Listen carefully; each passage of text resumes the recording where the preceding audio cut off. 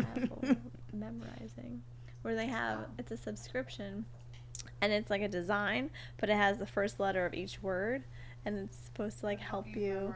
Oh, Yeah, cool. No, but they're that'd be cool, temporary though. tattoos. I like that. I forget what the I brand. thought about is. doing temporary tattoos to see if I would like it enough to get an actual tattoo, but Yeah. still nothing's like spoken to me. I don't really have a huge desire to get anything. Well, that's what happens. It's like you get something, and they're like, I "Oh, know. but now I want that, and now I want that," and then you're just a canvas. And I would then- love this You're and just a like canvas. words. Yeah, that's Something. like Lauren and pretty Brandon are cool. getting their tattoos together. Are they? Really? That's cool. Some in the next few weeks. What are they She getting? beating me to getting her first tattoo.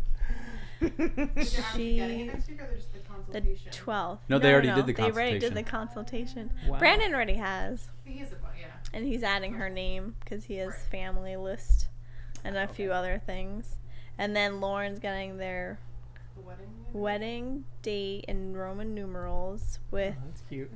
his a B for Brandon, but it too. So it's like Oh, so a she's not double. doing the A for Alvarado? no, because then I think he's gonna do L or A. I don't know what he's doing actually.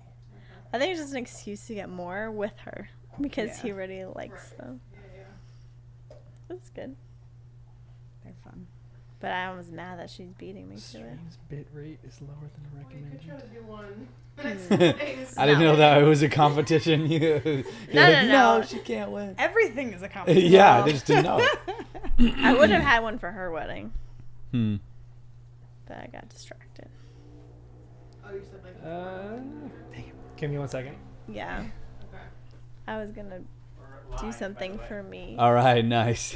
and that was gonna be a tattoo. Ooh, I like caught in your pants. That was so weird.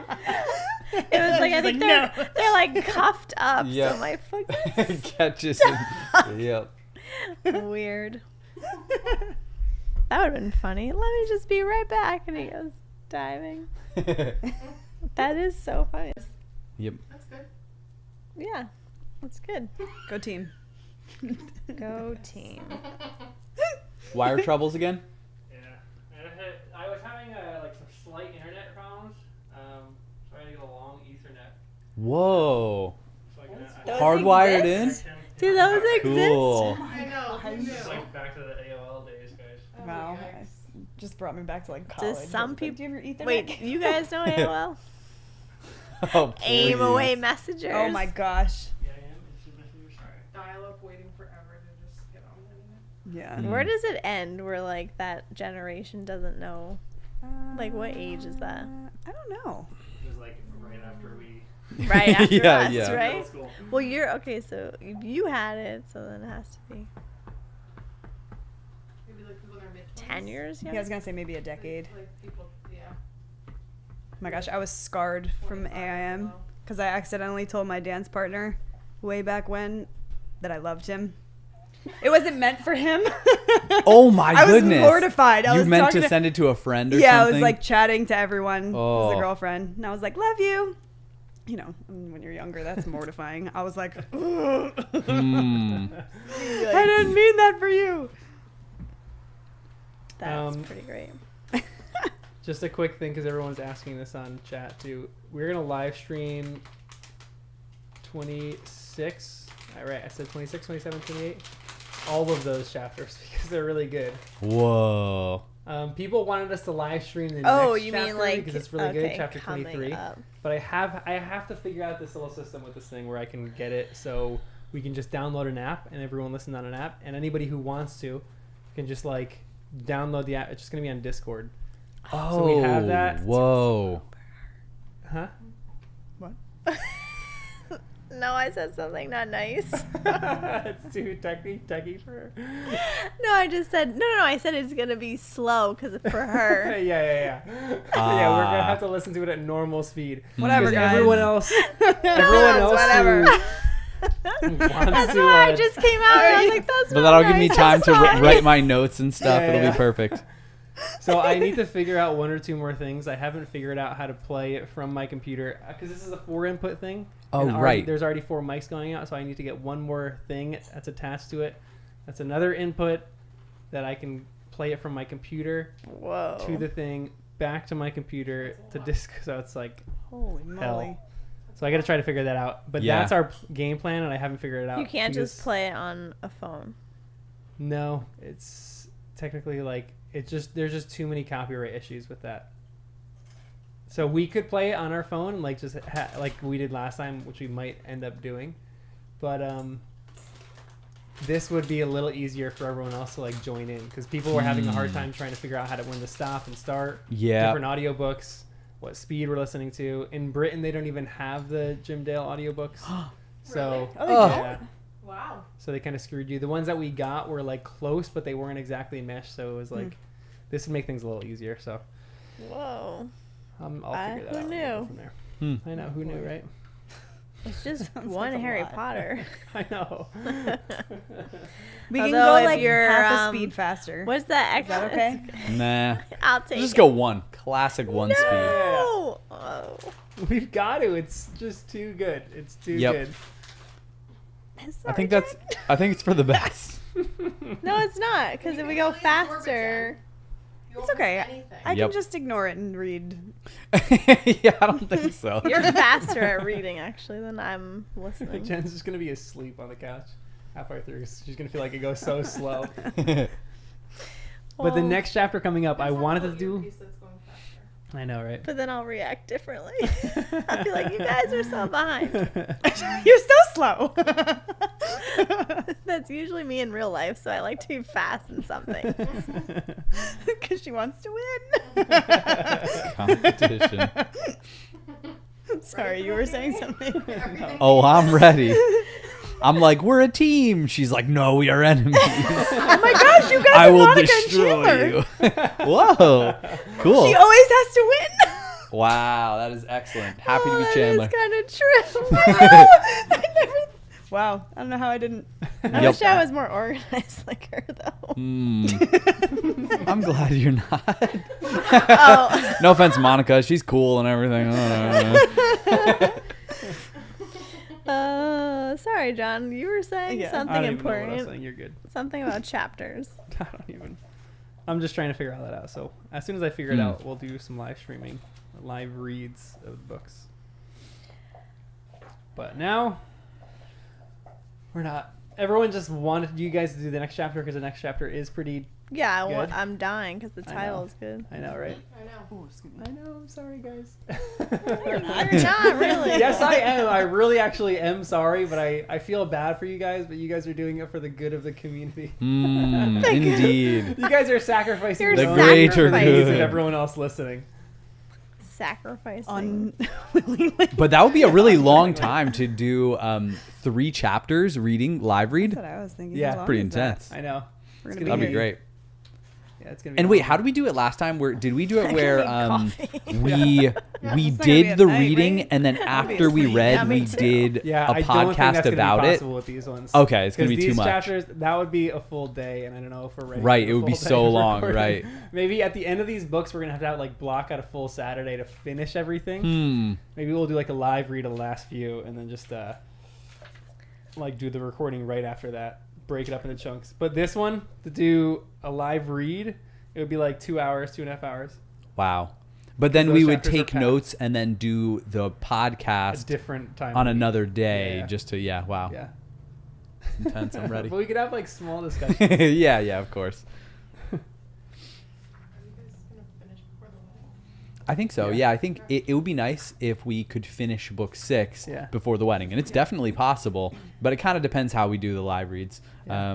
Because then we've been taking a break between books, and then between 5 and 6, that break was like a month. So we would probably do the same thing between 6 and 7. So, yeah, it'd be cool to finish in time. Yeah. I know. That's, In our that's lives. the plan. Yeah.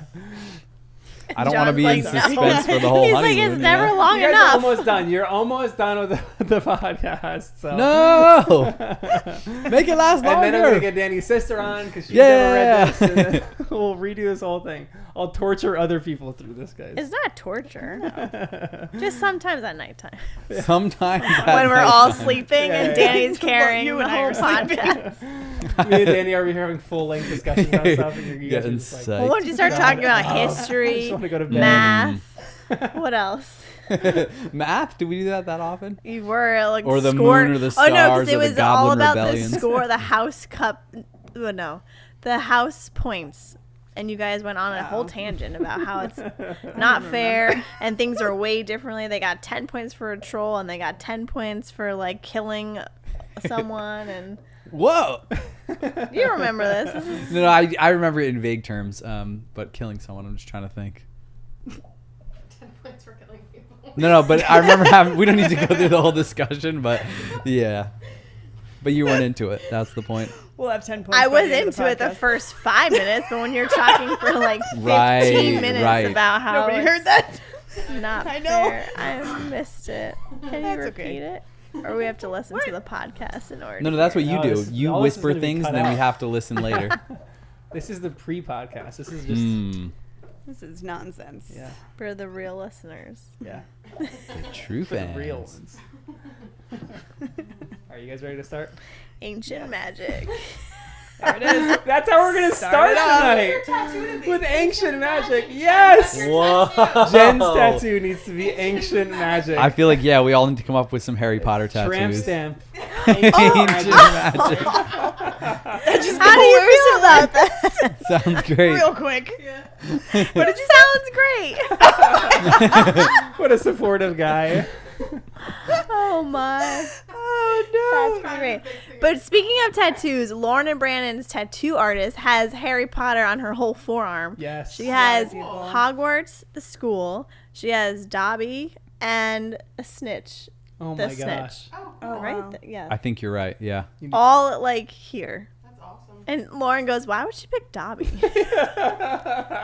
The same reason John's gonna have Neville on his arm when we're all Yes, done you're with this. Darn right. You're darn right. Neville straight across my chest. Oh my god. I Neville's feel like face. anything with boy. Harry Potter you would never change your mind on, so there you go. Oh dear. Oh boy. Okay, but speaking of ancient magic, here's the opening question that I have for you guys tonight Oh, because okay. I'm actually really curious about this. What magical powers do you think objects hold? Because it was talking about there being ancient magic. You guys are There's right a there's a picture of a guy that has a Harry Potter tattooed across his chest. I'm thinking that's what they're laughing at. Sorry. It's like Keep going. There's a lot going So- on around here. So many layers.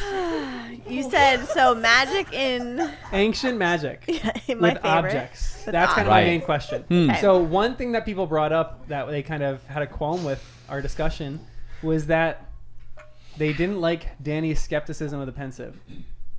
Oh, how Because so? It's an ancient magic object.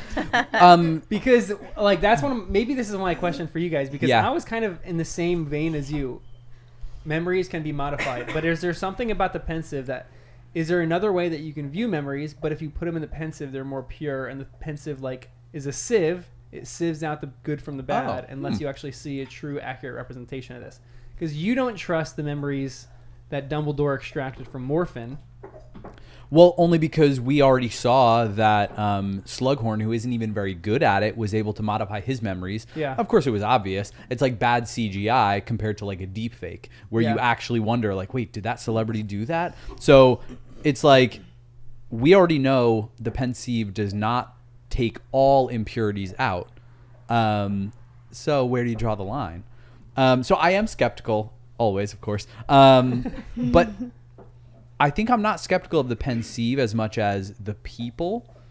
But we asked a lot of questions early on, a couple episodes ago. We're like, is the memory pure?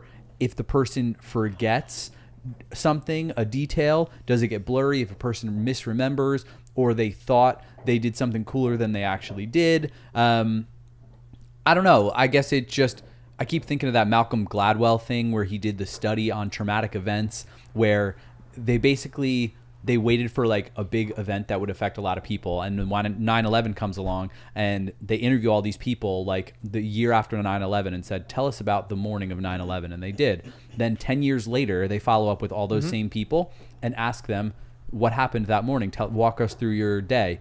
And everyone tells their story, and they are 100% confident this is what happened. But in more than half the people, they got little details wrong. Yeah.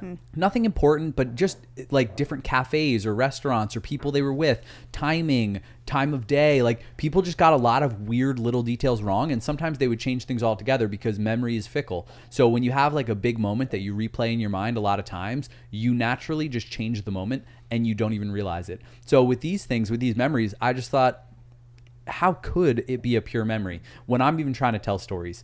I don't remember enough of the 100%, details. You just yeah. kind of go with the flow. So is the pensieve pure and perfect, or Or flawed? maybe not necessarily pure and perfect, but like, do you think that the crude job that Slughorn did to cover up his memory, if you viewed his memory another way, could have been better covered up, but the pensieve actually showed the Like the pensieve is a imperfections of it. powerful way of viewing a memory. Well, we haven't seen any other way of viewing a memory, so Yeah. I kind of didn't think you could, but Yeah, maybe. we did with occlumency. Yeah. Oh, like That's a that. good But point. I thought of that as being the purer way because it was like direct. But maybe that's where it could be more tampered with. Yeah. That feels weird. But also, everyone's everyone's memory is different. So, like, we could be at the same exact event, and Yeah. my memory is going to be different than Right. yours.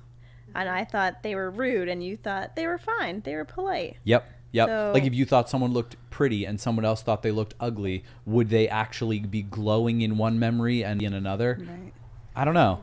And we just don't have enough information. We don't have much to compare it to. All we know is pensieve memories are not perfect, but they're enhanced. Yeah. Only based on Parseltongue being so like audible by Harry. We say, all right, well, if this guy who didn't even speak Parseltongue could remember Parseltongue enough that Harry could then understand it later, that seems to indicate that the pensieve is filling in some details here, or like kind of smoothing out some of the wrinkles in the memory, because there's no way someone would remember the random noises coming out of a person if they didn't know what they meant. But I don't know. Not sure. And even on top of that, there's a few things mentioned in this chapter with these objects having these traces of ancient magic, as we always say. Jen always says. What is actually in these objects?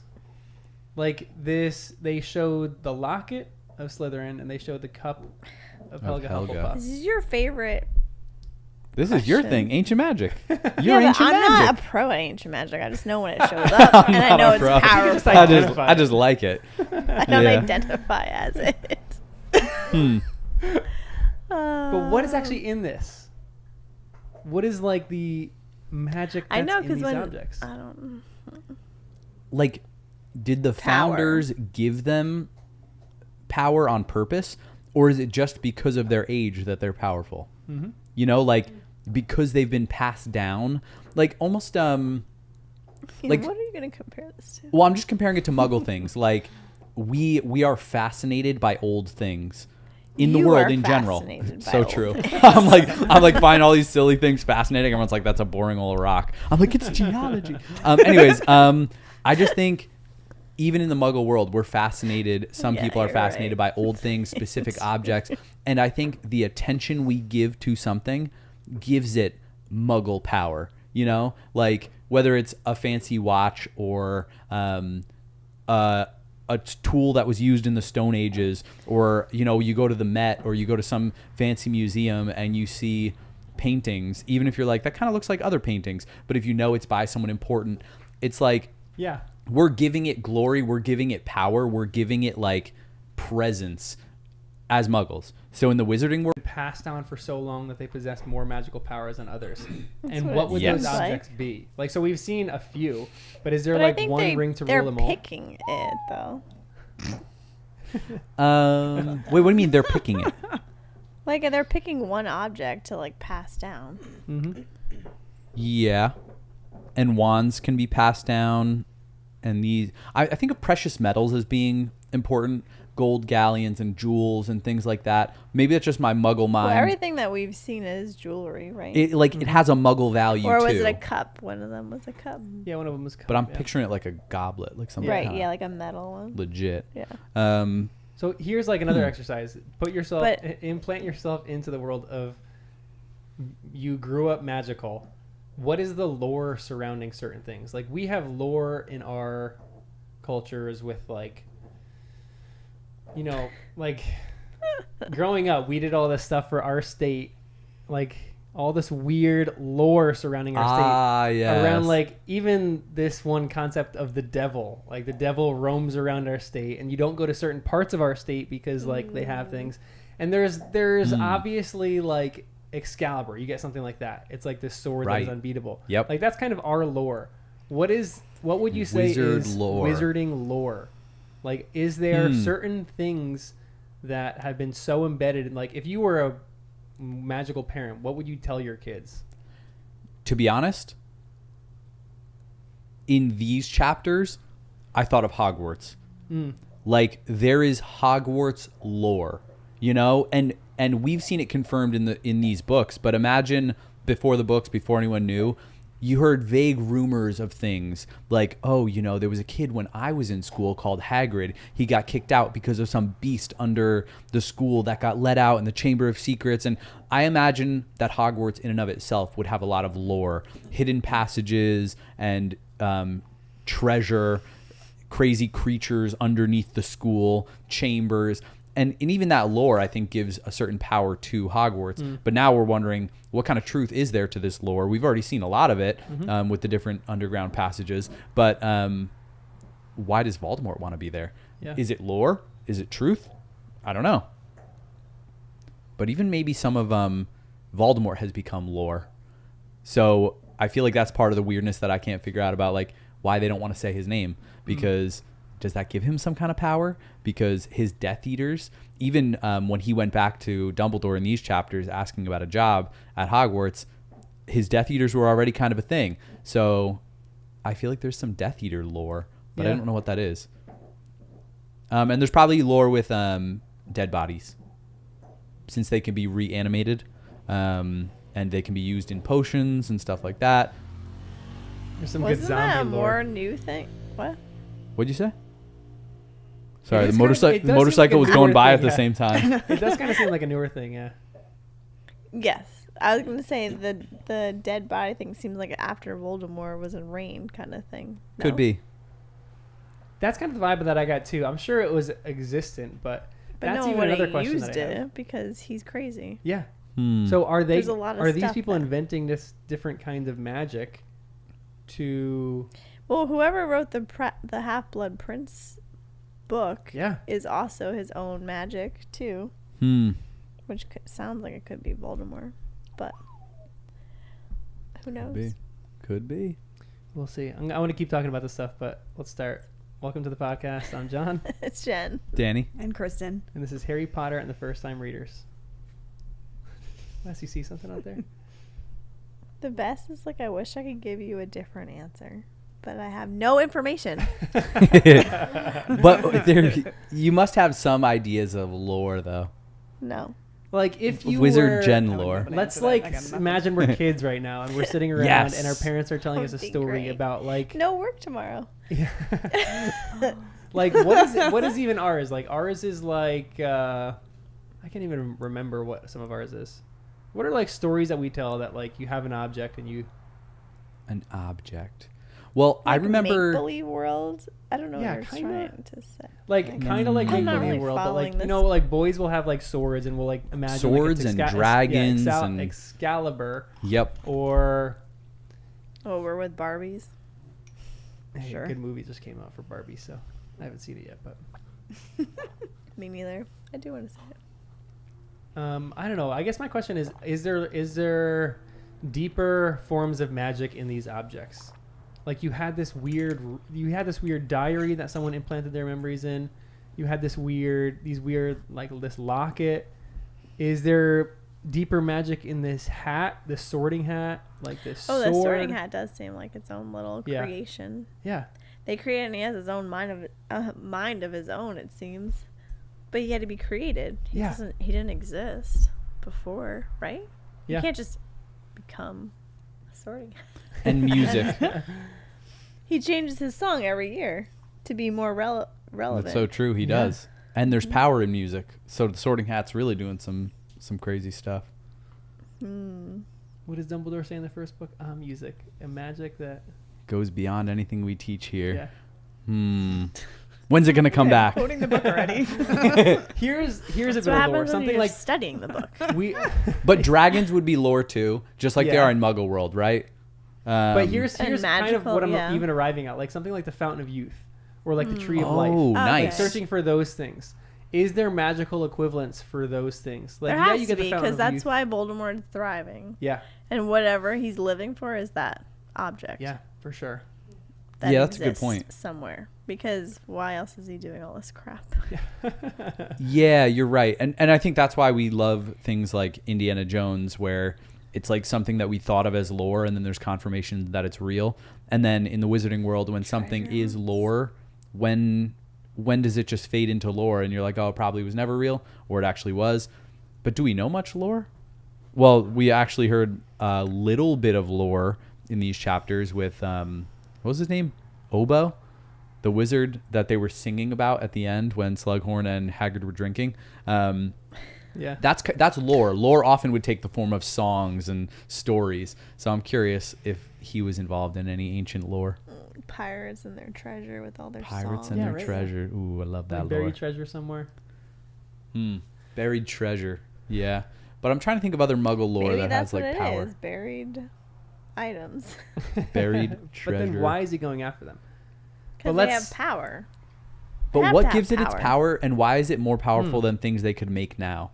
But is it like someone dies and their power goes into this object? Mm. And then it gets passed down?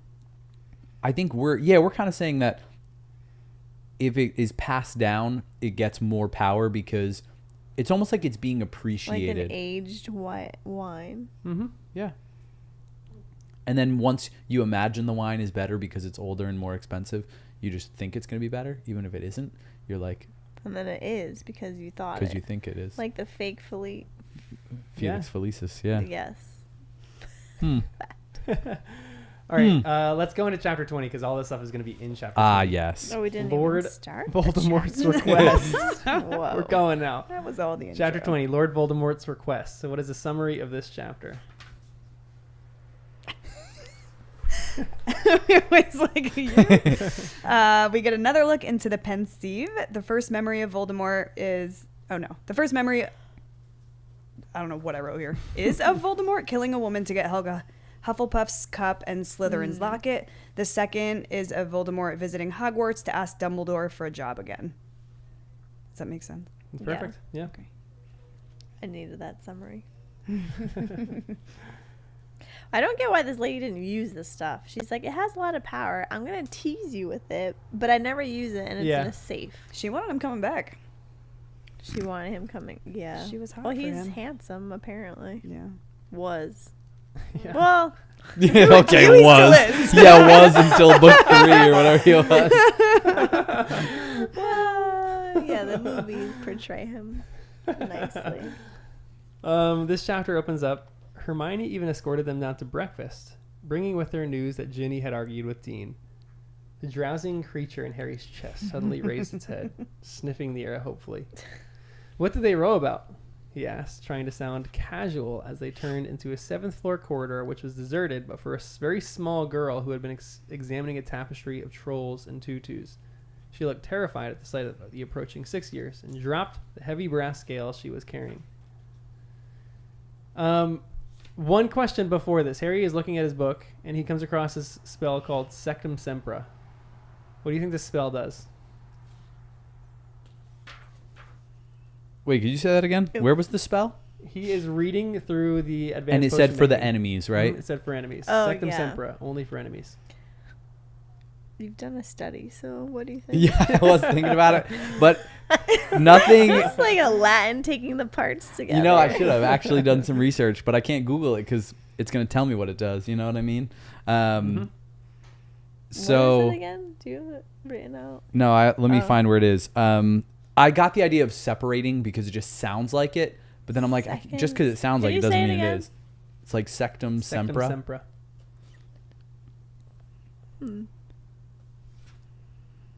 Could it be something with your nose? Septum. I was literally just You have a deviated septum. It fixes that. It fixes. It makes Or one It gives it to your to enemies. your enemies. It splits their Trouble nose breathing in half. forever. Ew. Ooh. Gross. It gives slits. so I was it just gonna say match Voldemort tried it and it went wrong. Yeah.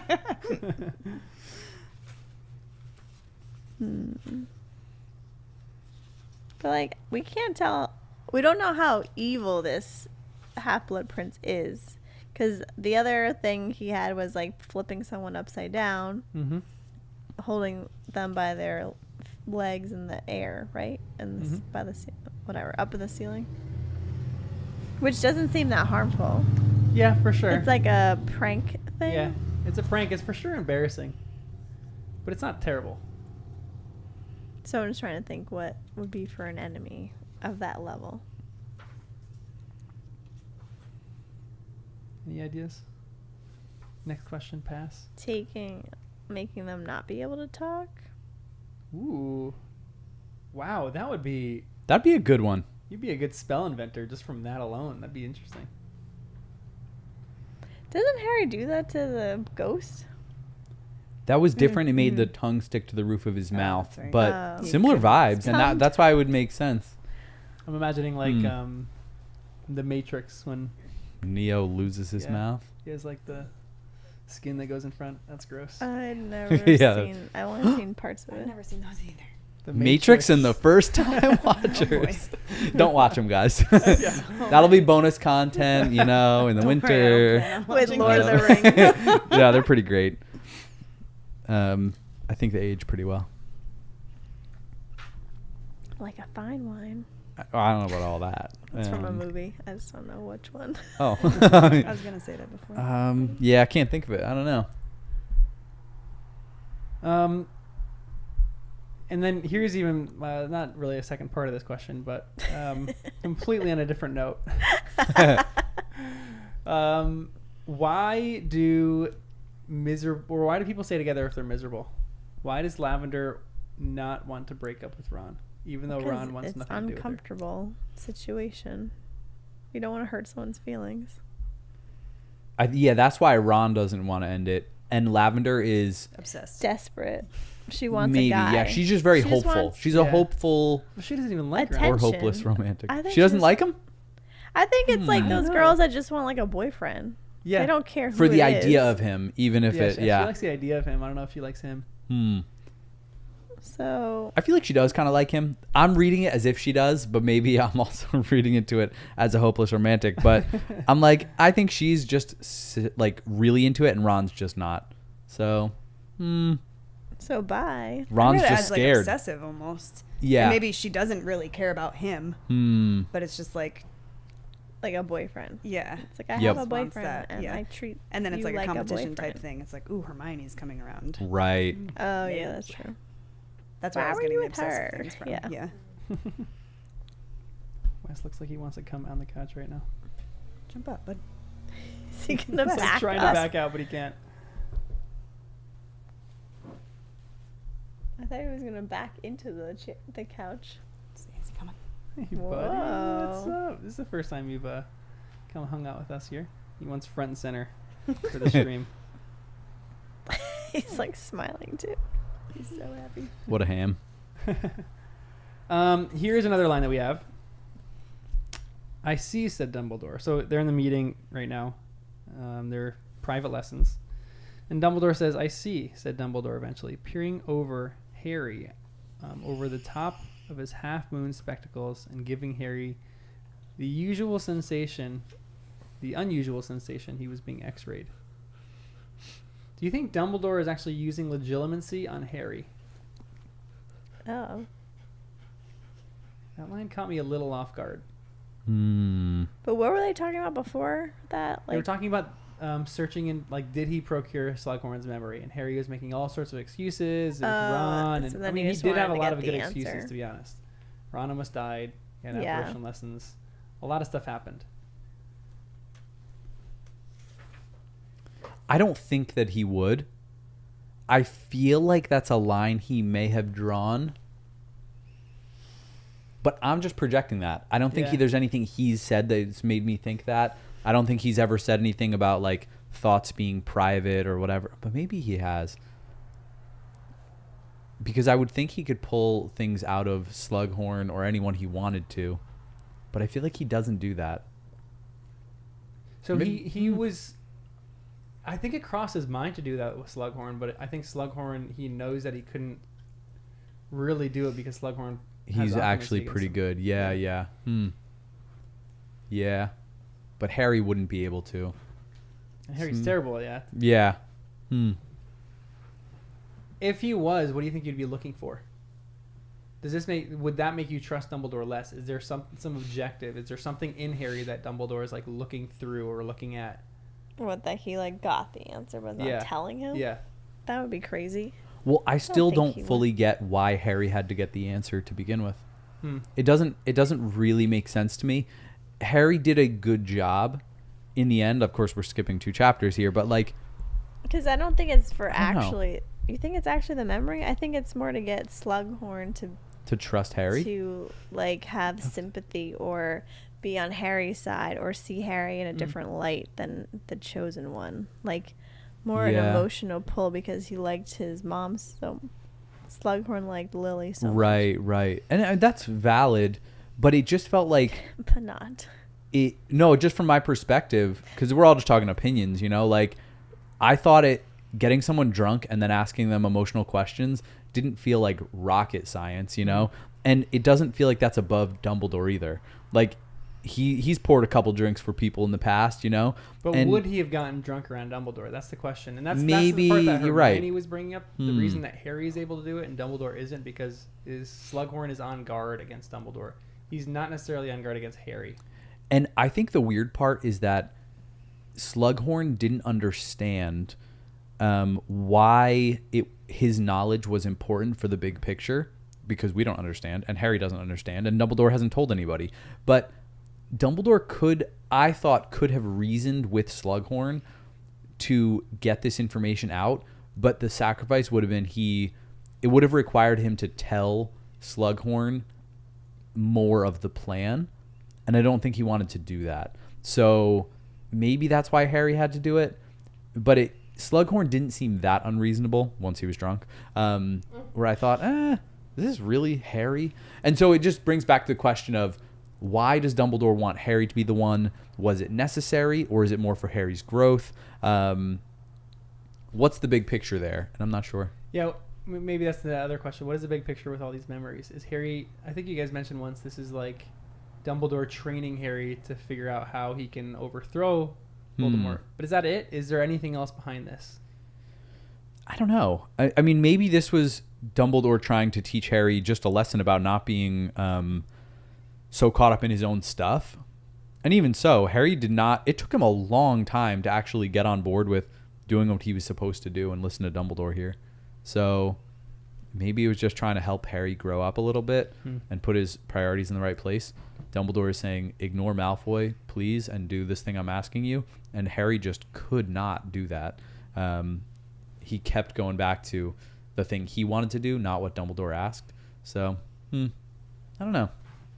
Because he keeps saying this memory is so important, and we'll get to that later about why it's important. But there's got to be some real significance behind these things. And the other funny part is that Dumbledore knows it's so important, but doesn't know what it is. So how does he know it's so important? And that feels like a bit of speculation too. So then I understand why Harry would be a little bit like, weird about it. Because I'm weird about it. Why, Dumbledore? Why? What could be revealed in the memory? Which characters at this point are the most trustworthy? And is there anybody on the fence with you guys? I trust like everyone, so like I don't know. And I trust no. I know we're opposites. Snape, I don't trust. Yeah, But- McGonagall I do. Sometimes I don't. Whoa. When do you not trust McGonagall? I forgot when it was, but it was in this book. In the context of like Harry, Ron, and Hermione? School stuff or something with Voldemort stuff? school and Okay. because that I remember. Remember Harry's blaming like Draco Malfoy for the Oh, for charm the necklace Katie Bell. Katie Yep. Bell thing, and it felt like she was protecting him Yep. as a cover up. So I thought that was different. Wow, and that made you not trust her. Interesting. I just put a little pebble, A pebble of mistrust. but I mean, come on, she's like Of course, yeah. Dumbledore's right hand in a way, but Hmm. if things were to go crazy. Yeah. And then, Hagrid, we trust in some ways, but not in others. I trust where his heart is at Yeah. Just to, not like to the very secrets. end. I just don't trust his him Can't being keep responsible, maybe. So yeah, that's a funny dynamic. I trust trust his motives. Harry, Ron, Ron, Hermione, yeah. the Weasleys. Not all of them. Not all of them, but most of them. I don't think. Ginny, Luna. Yeah, I trust Luna. I trust her dad. You I don't trust Ginny? You trust No, I trust. better, Dad. But he's a good guy. I can You tell. like the newspaper. Good yeah. quibble vibes. And I've assigned a lot Do you random remember what stuff her to name, him. her dad's name is? Oh, we know his name. I feel like it was like Ernest or something. I don't remember. Kind of close. I- Xenophilius. Ernest? I feel like Ernest is in it's in the Xenophilius. realm. No? Xenophilius is his name. Maybe I read it and didn't even know that was A his name? name. Wow, that's What an the- intense name. He just literally fell into. He just like melted. Oh, You're like a Wes. big baby. that's the first time I've ever seen him cuddling. Yeah, he's pretty I cuddly know. today. What He's happened? feeling a little sick. That's why I think. Ah, Oh, You just poor need a cuddle Wes. buddy, huh? he's gonna crap all over you. I know. I wonder what house that Wes means. would I was gonna be say in. he's getting that. Here are some other lines in this. These are like longer lines that I'll read, but this kind of gives us a weird depiction of Voldemort. This is the first. But now, Harry, said Dumbledore, now things become murkier and stranger. If it was difficult to find evidence about the boy riddle, it has been almost impossible to find anyone prepared to reminisce about the man Voldemort. In fact, I doubt whether there is a soul alive apart from himself who could give us a full account of his life since he left. And this is another one. Sorry, dinner's coming back up. Nice. I wonder whether you know what it is, Tom. Pick it up. Have a good look, whispered Hepzibah. And Voldemort stretched out a long-fingered hand and lifted the cup by one handle out of its silken wrappings. Harry thought he saw a red gleam in his dark eyes. His greedy expression was curiously mirrored on Hepzibah's face, except that her tiny eyes were fixed upon Voldemort's handsome features. A badger? Murmured Voldemort, examining the grave upon the cup. Then this was Helga Hufflepuff's, as you very well know, you clever boy, said Hepzibah, leaning forward with a loud creaking of corsets and actually pinching his hollow cheeks. Didn't I tell you I was distantly descended? This has been handed down in the family for years and years. Lovely, isn't it? And all sorts of powers it possesses, too. I haven't tested them thoroughly. I just keep it nice and safe in here. So what is she talking about with testing these powers? To see if it makes your powers like a boost. I think of Mario Kart where like you Yeah, have like the seriously. extra boost. Like a little amulet that like gives you some kind of boost of your powers. So is Voldemort collecting these to boost his own power? Is That's that what why it he's so felt strong? like. But then Dumbledore said that that's what he does. He just collects things. Remember like when he was a child in the orphanage? Wow.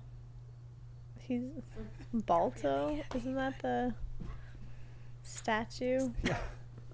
Anyways. Yeah, he said this in the orphanage. He said that he would just collect these objects, which is just a strange part Like of a his personality. Winnings. He's a hoarder, yeah. But it's like to show, it's like a murderer, you know, they keep like the bones or the teeth of like their victims. That's what it feels like. Yeah. His calling card. Is that what that is called? I never knew what that would. It's like serial you killers. Yeah, serial categorize killers them. always have what is it, like their calling card or their I forgot the exact term. But like the thing they have to do it just so other people know that they're brilliant. you know? Yeah, like it's like an their MO. print. Yeah. Like. Yep. Yeah. Their souvenir of how many.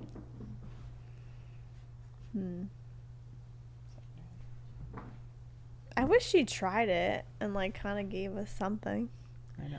Like What of the power? Yeah, like I tested Ooh. this one out and XYZ. But I So didn't we- try this one out. I know. But I wanted to show it to you and put it back in the safe. It's What could crazy it do though? That's the part I'm just curious about. It boosts your powers. Just boost your power, like the sword of Or- Gryffindor did for Harry in those moments. Well, what it knew that he needed help, right? Yeah, I mean, I guess, yeah. And then this is the second time we've seen it's passed down Or- to family members. But could it also be like things work together? Like if you have it, it could boost your power, but then everything works together to help that situation. Because like what you were saying, it could be two separate things. But the Phoenix Fox brought the sword in the hat. Was it the sorting hat? No. Yeah. Wow, that's He kind of pulled funny. it- In the hat. And I kind of No, forgot he pulled about it that. out of the hat. So I don't know if in the movie it seems like it was like it I- just appeared in the hat, like it was Okay. magically. It wasn't really there, and then he pulled it out of the hat. But maybe it was he just brought it in the hat. But I'm like, that's what I guess I'm trying to say is like maybe the power behind it too is Right. that things like just kind of work together Mm. to help you. So does it have anything to do with like the founders? Because this sword, maybe it made Harry braver in an instance. Oh yeah, because they have all Does- the personality Mhm. things. What was Hufflepuff again? That was the cup. Helga Hufflepuff's was the cup. Oh and no, it was, personality loyalty. traits. Like that's a Hufflepuff is about loyalty, Huh. hard work. There's like a Oof. little bit of healing in What's this Hufflepuffs. Slytherin? Ambition. He definitely has ambition, and he's had the ring the longest. Or the locket. It was Or so the both. ring was the No, we don't know yet. Like the what it ring- is, do we? locket we don't was have, the like, descendant the of Salazar most- Slytherin, and the ring. The seems mom's to be- of locket Gaunt. and Yeah. the ring would be like these items. We're Yeah. thinking. Right. Is there anything for like Ravenclaw? Have we seen anything? For There Are has those to be. Horcrux? We went over this, right? Is that Like, a are they Horcruxes? Yeah. I don't think so. Well, I mean, they could be, but they don't. That doesn't seem evil, though. And I still am assigning the Yeah. founders as good intentioned. So, I mean, the Sword of Which one are- Gryffindor, oh, Helga Ravenclaw. Hufflepuff. What's I don't think Ravenclaw? she's like doing bad things to a cup to Like, be like. witty or something. Could we have seen the Ravenclaw item without knowing it? Sure. Could it be the Sorting Hat? Could it be? The sorting hat? That would be funny. The Sorting Hat is No, pretty but wise. I thought it was. Do you- It told us who created the sorting hat. I thought in the beginning. Yeah, it was the, books. the Yeah. four founders. I They think They created created it. it together. Yeah, they threw Mm. brains in the thing, and they. That's Hmm. kind of what he says in the beginning. I think, But they yeah. each house has their Literal animal. brains. So lion, badger, serpent, and raven or eagle. Mm. Eagle. Oh yeah, that's so weird. Eagle. Yeah. Wait, and who's then the Ravenclaw. Ravenclaw is is eagle. It's Yeah. not a raven. No. No. And they Weird. each have Confusing. a ghost. A ghost. I know. They each this. have a person who's in charge of the house, which is like McGonagall, Sprout, Oh, Flitwick, and Snape. Snape. And they each have a ghost. The Bloody Baron is Slytherin's. Headless, nearly headless Nick yeah. is And Gryffindor. who is the other two? I have no idea. They I don't haven't even really know they mentioned had. the other Yeah, two at you're all. right, but they did mention they existed, and I think they might maybe even mention their name at the Death Day party, Yeah. but I can't remember. So do they? Have, Whoa, do we're they- getting too nerdy for you again, Jen. Do they each have an object too? Like It would make sense for them to each have It all sounds of like they these, do yeah. though. And then you briefly mentioned how are Horcruxes made? Well, we're still not like positive they're physical things, so it'd be simple if it was. Mhm. But if it's like a ghost or if it's a spell or a potion or something, then I don't know, because, and would Slughorn know? It would almost make sense if it was a potion, because Slughorn is such a potion person, and then that's why he was sharing it with Voldemort. Like, Yeah, but maybe you put it on an object, and that's how it works. you put a potion on an object. I mean, you- maybe you soak it in there, let it boil for a bit. It came out weird. Yes. But I was just thinking, that would be another reason for, well, Then the cup too maybe Half-Blood would make Prince, sense. if it is Voldemort, then it would make sense too, right? Because he's really good at potions, Yeah. so he's asking about this one particular. Yep. And then he asks a potions professor. Wait, was he potions back then too? Mm-hmm. He was. So yeah, so it would kind of make sense. And then again with the Helga Hufflepuff thing, it's a cup, so it literally could be this cup. Like if you put a certain potion in a special cup, like made of gold or whatever, then it brings out Yeah, a but new then there's quality in a it. sword for Gryffindor, and And you're thinking jewels those for- are also like could be Horcrux related, or maybe you can only create a Horcrux if you bring all the things together. Like right. um, He's collecting a lot of stuff, so that would make sense. like if you create a Horcrux by bringing ancient magic things together, you can like pull the magic out of them into like another thing that becomes. Or you're pulling the magic from a bunch of people that had it before. That's my sandal. Yeah, sorry. It's Wes's now. Here are some other lines too, because this is we'll keep talking about Horcruxes. That's right, said Hepzibah delightedly, apparently at the sight of Voldemort gazing at her locket, transfixed. I had to pay an arm and a leg for it, but I couldn't let it pass. Not a real treasure like that. Had to have it for my collection. Burke bought it apparently from a ragged-looking woman who seemed to have stolen it, but I have no idea of its true value. There was no mistaking it this time. Voldemort's eyes flashed scarlet at her words, and Harry saw his knuckles whiten on the locket's chain. Time to leave, Harry, said Dumbledore quietly. And as the little elf bobbed away, bearing the boxes, Dumbledore grasped Harry once again above the elbow, and together they rose up through the oblivion and back to Dumbledore's office. Hepzibah Smith died 2 days after that little scene, said Dumbledore, resuming his seat and indicating that Harry should do the same. Hokey the house elf was convicted by the ministry of poisoning her mistress's evening cocoa by accident. So, what do you think of Voldemort, of Tom Riddle in this moment, and why is he collecting these objects? Because you were just talking about why he's collecting Yeah. these objects. Well, so. he's creepy to begin with. The fact that he has like this look in his eye, like this red glare of like evil that comes over him. Yep. And the fact that he has the power to change people's memories, that's what's so weird. So that's why I don't know these pensive like could he like you were saying last time, I think, can he change someone's memory to think that this happened? Well, but it that's what didn't I was actually afraid a happen, and Horcrux then- was. That it gives you the power to change someone's memory. Or that it gives you the power to take someone's magic away from them and absorb their power Yeah, or something. those are good. But yeah, it is weird. It is very weird. So whether he's controlling people or changing their memories or taking their power, well, taking their powers doesn't really apply here, but Yeah, because you mentioned that even a while ago, something that drains the power out of a wizard or something like that. Just me. yeah, just because everyone keeps talking about how powerful Voldemort is, and it seems like people aren't born with power; it builds in them, and I'm wondering how. And same thing with these objects. I don't But think it's like objects just natural have talent, power. and then you're like honing in on it. Yeah, it's like right? both. Like practicing. Yep. It's like you practice when you want to master something, put in the 10,000 hours. But, like, it feels like it's more with Voldemort. Like, it's beyond just... And even the people he's killing, it feels haphazard. Like, not just for power, or not just for one less opponent, but, like, there's an actual... There's more motivation to it, it seems. So, yeah. We still don't know what Voldemort really wants, to be honest, about this whole thing. So... that's what makes it hard to understand. I know. None of the pieces are coming together because you just don't know what he wants. Yeah. Yep. We don't know what his real motivation Yeah, and is. yours keeps slowing us down. We'll never know. Everyone's like, "Oh, come on, don't you know?"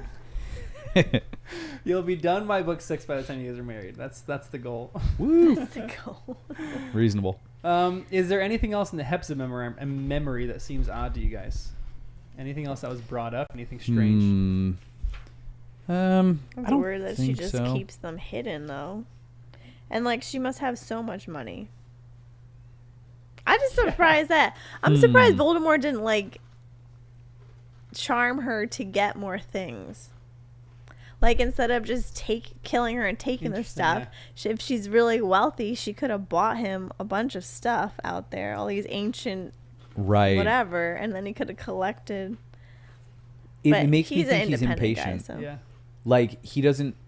It feels like he doesn't have much of a plan yet. This is early on, so his instinct was, "I want this. I need this now." Could have been a I'm sugar acting. mama. Yeah, like long term, wouldn't that make sense? You set up a little sugar mama. She's out there collecting stuff. Yeah. She's got an eye for this stuff anyway. Yeah. And she then does. she's already seduced, so she would do whatever he wants. know. And I wish this chapter she'd was be called off. the Sugar Mama. What is it called again? Lord Voldemort's request. Oh, Sugar Mama's so much Yeah, I better. know. Yeah. It's not PG. That could be a new award, the Sugar Mama Award. Oh boy. No, I don't know if that one makes Don't sense. make me think of another Yeah. thing. Here's a side question on all this too. I keep having to ask these side questions. What do you think is? Let's just go over a few people. What is their greatest weakness? What is Voldemort's greatest weakness? He underestimates Ancient love. magic. Oh my goodness. Yeah, that's true. The love thing. I think he's so purely evil, and we don't actually know, but like in a sense that Dumbledore has said he misunderstands things like love. What is love? Baby, don't hurt me. And there was something else Dumbledore called him out on, but I forget what it is. What did he call him out on? Something like Voldemort thinks this is the worst. I'll read that line in the next one. But I was even thinking early on, Dumbledore. like in the Ministry and a debrief with Harry afterwards, he was saying like Voldemort thinks this, but he underestimates. He doesn't understand. I don't know, but the Dumbledore love. seems to know. Maybe it was That's what it something in was. that whole Yeah. like the love, yeah, He doesn't the think bonds, that the love is strong enough. He thinks that that's huh? oh, And because full he's of crap. alone and friendless, he doesn't Well, I mean, understand he's the bonds gotten, between he's people. gotten through life very well on his own. Yeah. Without any love from anyone. Right. And he doesn't want to introduce that because that's scary. Hmm. And he doesn't need it. Yeah. What is Dumbledore's greatest weakness? Trusting everyone. Oh, I would say the opposite. Not Really? He gives trusting everyone second chances, I guess. Which is a good thing, but he just doesn't really let people in. He hasn't let anyone really So in. they're very similar, Voldemort and Dumbledore. Whoa. In a sense, maybe. But he Wow, has you're right. Does friends. Dumbledore have any real friends? He does. Or is he actually The alone and Sorcerer's friendless too? Stone guy? I don't know. Nicholas That's Flamel. fascinating. Well, Does he just have actual because- friends? He has Fox too.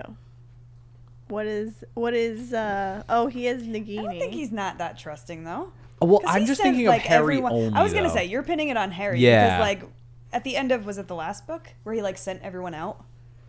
Like he sent Snape on a mission, he sent McGonagall on Yeah. a mission. Yeah. Like I feel like if he wasn't trusting, he would have just done all that on his own. But does he tell people what he's doing? Why doesn't he tell any? Why does no one know where he's going? Oh, Why like does he the not trust Like, people main- in that? yeah, Okay. like there are just certain things he's doing on his own. Again, we only get Harry's perspective. We don't know. He could be looping in McGonagall on every step he's doing. He could be looping in a lot of Yeah, people. but I think it's But I don't know. What do you think? You think it's because he's just so powerful that like it's like it would be a burden on people if they actually knew what he was doing, because then they would find out. They would be able to get information, and what is that called when you're like torturing someone for information? either blackmail or like Yeah. yeah. So like I think it's better for them just to not know. I know what you mean, and I understand But you- Dumbledore's mindset. He's probably right too. But there is a But you're certain level of skeptical. arrogance Shocking. there. Like no, I'm just saying if you're saying from Dumbledore's perspective, if he's thinking, well, other people would be burdened if they knew, or I just have to do this thing. There is an underlying arrogance to knowing he's the best. Arrogance is not a fair word. Maybe it's just self-awareness if he genuinely is the best. And he knows he's the best, so he's got a plan. He doesn't need to loop everyone in on it all the time. He's just out doing things. Or maybe if people knew what he was up to, it would have negative ramifications. But either way, from our perspective, he keeps saying he's going to keep Harry in the loop, but he doesn't really. He's starting to. Like, he's bringing Harry on these little also a missions and stuff. teenager. He's a kid. But he is the chosen one. He's But a he doesn't chosen even know what kid. that means. I know. Yeah, and we don't even know if it's real, but it seems like it. But I don't know. Raise your glass to Perry Otter, the chosen boy who. Barry Otter Oh. and Aragog. Yeah. Here's another. Oh yeah, that's why you got the wine. Yes. Here's a The few other theme. lines when we go into the other memory. And this is one of the first. So, Tom, to what do I owe the pleasure? Voldemort did not answer at once, but merely sipped his wine. They do not call me Tom anymore, he said. These days, I am known as... I know what you are known as, said Dumbledore, smiling pleasantly. But to me, I'm afraid you will always be Tom Riddle. It is one of the irritating things about old teachers, I'm afraid. I That they love never that. quite forget their charges, youthful beginnings. Why is That Dumbledore was calling so Tom good. such a flex? That's like such a great line in the whole thing. But why is it so powerful that he calls him Tom? Because it gives him no power. Mm. It's like before you were anything. I brought you into this When world. I saw you in the I can orphanage. take you out of there. Yeah. He's a little nothing. Yeah. And I think that messes with him too. Like, he wants no connection to that anymore. Mm. And it was a muggle. Yep. Tom Riddle was Yep, his dad, who was yeah. a muggle that didn't love him. It's reminding So- him that, yeah. Can you imagine saying There's that? a lot. Okay, Tom Riddle. And this is the longer line that we get in this chapter too. I have come to ask you that you permit me to return to this castle to teach. I think you must know that I have seen and have done much since I left this place. I could show and tell your students things they can gain from no other wizard. Dumbledore considered Voldemort over the top of his own goblet for a while before speaking. Yes, I certainly do know that you have seen and done much since leaving us, he said quietly. Rumors of your doings have reached your old school, Tom. I should be sorry to believe half of them. Voldemort's expression remained impassive, and he said, Greatness inspires envy. Envy engenders spite. Spite spawns lies. You must know this, Dumbledore. You call it greatness, what you have been doing, do you? Asked Dumbledore delicately. Certainly, said Voldemort, and his eyes seemed to burn red. I have experimented. I have pushed the boundaries of magic, perhaps further than they have ever been pushed. Of some kinds of magic, Dumbledore corrected him quietly. Of some, of others, you remain, forgive me, woefully ignorant. What's he talking about here? He's talking about the power of love, but what does that actually mean in the whole grand scheme of things? What is this magical power of love? Powerful.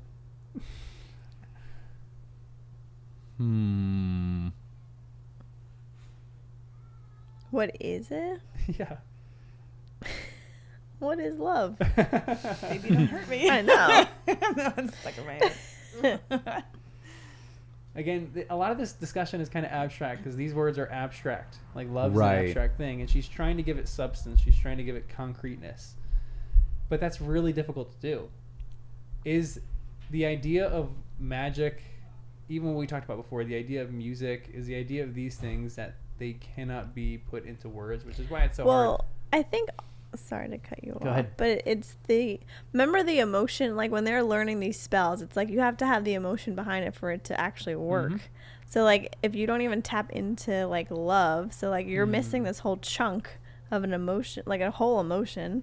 So you might be tapping into like the evil part of yourself, but you're not going to be balanced or well-rounded as a wizard if you're not tapping into the Yeah, that's love part. That's a great Emotion. point. One of my questions on the next chapter was why is Snape teaching them a different way to conquer a Dementor? Because Harry and Snape get into an argument about Right. Dementors. Is Snape not a joyful person? Does he not allow joy to come into his life? Huh. Seems like it. And But what- does that make do him they not actually- a well-rounded wizard? Because I think maybe why Dumbledore is so well known is because he knows how to like kind of tap into all emotions. Mm-hmm. And control them. is Especially the patient and loving one, yeah. which seems to outweigh everything, because love wins. Yeah. And that's like the moral of all these stories. Like, especially in the Star Wars. I'm thinking of the whole Star Wars saga right now. Like, Anakin goes over the dark side because there's powers there that he can tap into that he thinks Yes. he can save people that he loves. But it's not really true. It's not really the truth. No, because the power is never Mm-hmm. outweighs love for Yeah. someone. And that's like the whole moral of the story. But is there some slight, like, is Dumbledore missing out on certain things because he's not tapping into Voldemort's side of things? No, because you're self-destruct, I think. Well, Like dark magic, you mean? yeah, like there's By only nature. so much you could do, like pride and narcissism. Mm. No, I said that wrong. No, you said it right. Whatever. Until you kind of self-destruct, like you kind of. I mean, we all see those movies and books, and we're reading one where the character just keeps looking out for themselves, and then they have no one, Yeah. and then they end up like defeated by whoever. And it's crazy that Voldemort says nothing I have seen in the world has supported your famous pronouncements that love is more powerful than my kind of magic. Nothing. He's not experienced any love that he viewed as powerful. And I think that speaks to his mindset and where he is. He doesn't have people around him that love him. So he doesn't believe in the power of love He like never Voldemort gave does. anyone a chance. Yeah. Yep. Perhaps you've been looking in the wrong places, suggested Dumbledore. But maybe that's a backfire of the love potion. Maybe What do you mean? because Tom Riddle's Whoa, because he mom- was formed out of fakeness, not real love. Yeah. Oof. It's intense. So Hold on. So you think that Dumbledore is the way he is because he was born out of a love potion? no, not Dumbledore. No, not Dumbledore. Or Voldemort. I mean, Yeah. Yeah. I think there could be like side effects. Isn't there consequences to things? Because if someone is born out of, well, we don't need to get into details of Out how of children love. are made, but but I don't think there was as much romance in Voldemort's conception. So was it? And would that have a negative impact on how he grows up? Well, Not I mean, just the That's nurture, but even so the nature. I think it's dark. the potion part of it too. I don't know. Mm-hmm. Right? Like, Like the actual Just like we potion. heard that You're like tricking isn't someone. Felix Felicis like kind of poison? Yeah. And wouldn't the same be true for a love potion? You know, like it's a good thing, but if you start like using it all the time, you might build up a tolerance or have to start doing more. And it could have negative side effects or even poison. And maybe that poison means that whenever it wears off, there is deep resentment from Tom Riddle Sr., and that's why it led or ended the way it did. But it certainly could have effects on Voldemort if his life began with all of that poison potion energy. But Like, not to be crude or weird, but like power in like love making. Like Right. there's some kind of magical power there that if things go awry, then there's consequences on the offspring of those people. right. So for something like this, where it's essentially boils down to rape and lovelessness on one person's part, it But then does it- severe yeah. damages to Tom. Yep.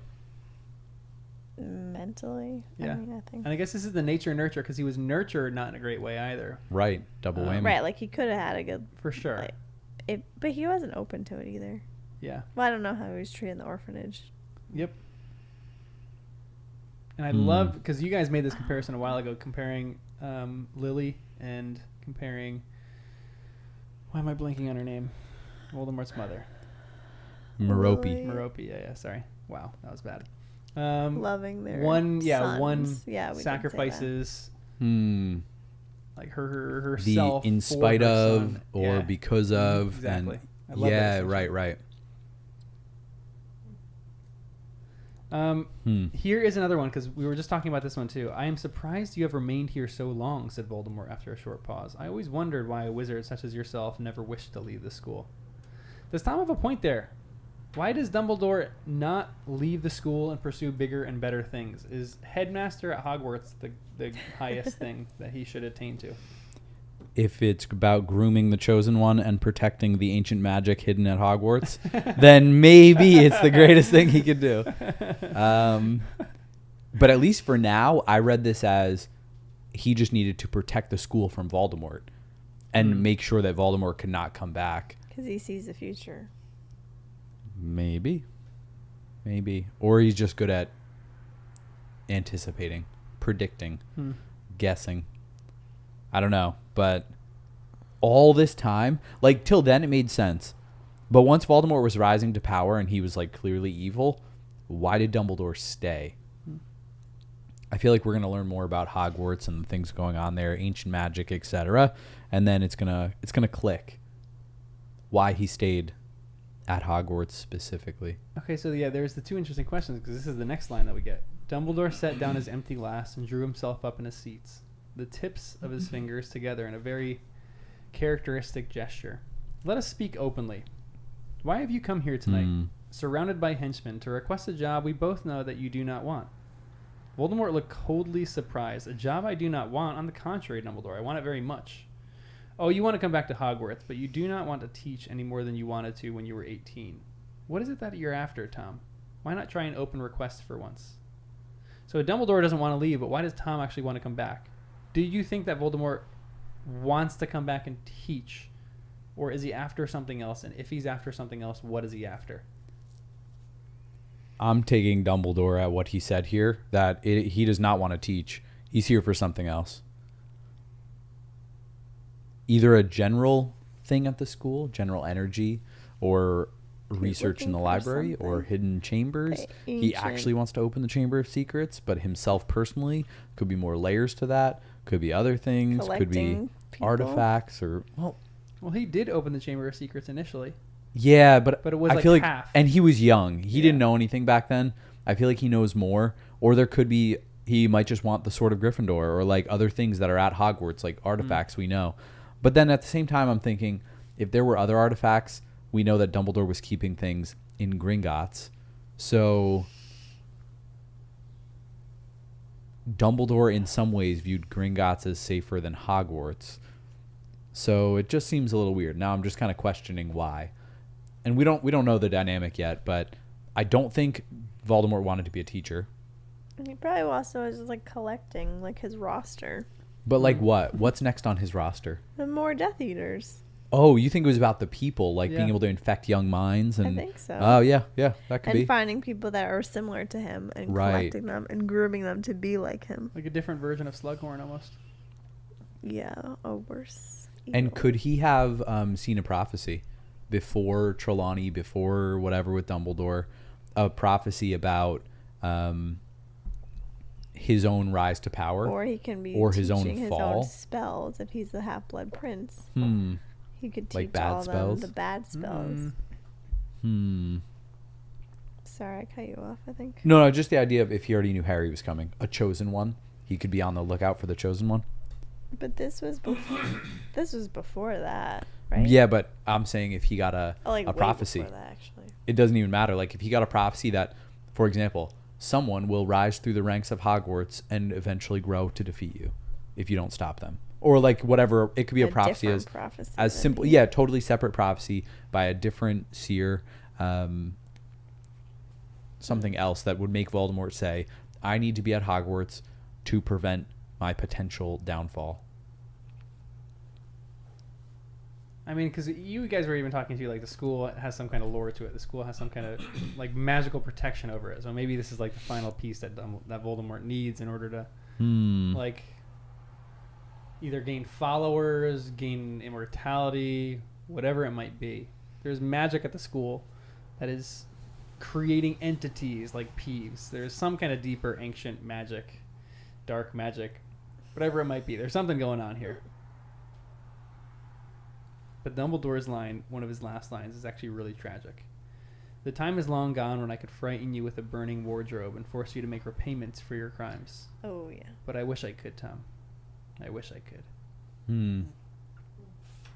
So what do you guys think of this whole memory? And is there anything else that we missed that you guys wanted to talk about for this one? No, I just keep thinking of the red eyes from the last memory. I think it maybe even came up again here. Yeah. Like it came up scarlet, red. It came up a bunch of times. Like just seeing his red. description in the second memory is more gross and more like he's becoming serpent-like. Yep. That was a really good He's description. not I didn't- Is that the charming one where it looking was like anymore. he was like Yeah. waxy? Yeah. Hmm. Yeah. That's because he's experimenting on himself, right? Seems like it. Ugh. And then I'm just trying to think of the timing, assuming this would be 1955 or 1960, somewhere in that zone. It would have to be, depending on how long it took him to actually rise in the ranks of Borgin and Burkes. And could that line up with anything else that we know with Lily or James Potter? Again, with the idea of it seemed like Potter specifically, like he was after the Potters. And again, I'm thinking of prophecies. Did he know the Potters were dangerous before he knew Harry Potter was dangerous? And was that part of him wanting to get back to the school to be prepared for if they, like James Potter, was going to come into school? It seems a little much to say preparing for James Potter. Like, why not just go find him individually? I don't know. Or does he still need to win people over to his side? Like you were saying, students, maybe. I don't know. Not much else that I saw in here, but just a lot of other questions and interesting things. And then at the end of this chapter, I was just thinking of the curse on the Defense Against the Dark Arts roll. It's like the first time it's so clearly said that we're like, whoa. Like we thought this was lore. This was a rumor. This was like This is a actually joke real. Ron talked about. And then we're like, oh no. Like that it started then. It started in 1960 or potentially even earlier. That's a long time for every single year it to be a new teacher. So, we're kind of left to think that Voldemort cursed the roll, but then it also makes us wonder if it's an actual curse, what's going to happen to Snape by the end of this year. That's what I was thinking. And we've never seen a teacher leave and then take another role in the school. We've seen them go away from Hogwarts altogether. But So- we've also never seen a Death Eater teach Defense Against the Dark Arts. Okay, and that's a great question. What is going to happen to Snape at the end? Is this like the fulfillment of what Voldemort wanted? He wanted someone from the in there beginning, he needs one of his who- people. Yeah, one of his people. So now will Snape have this position next year? Man, Or- that's What else could happen to him? Well, we don't know why Voldemort wanted to be in the role to begin with.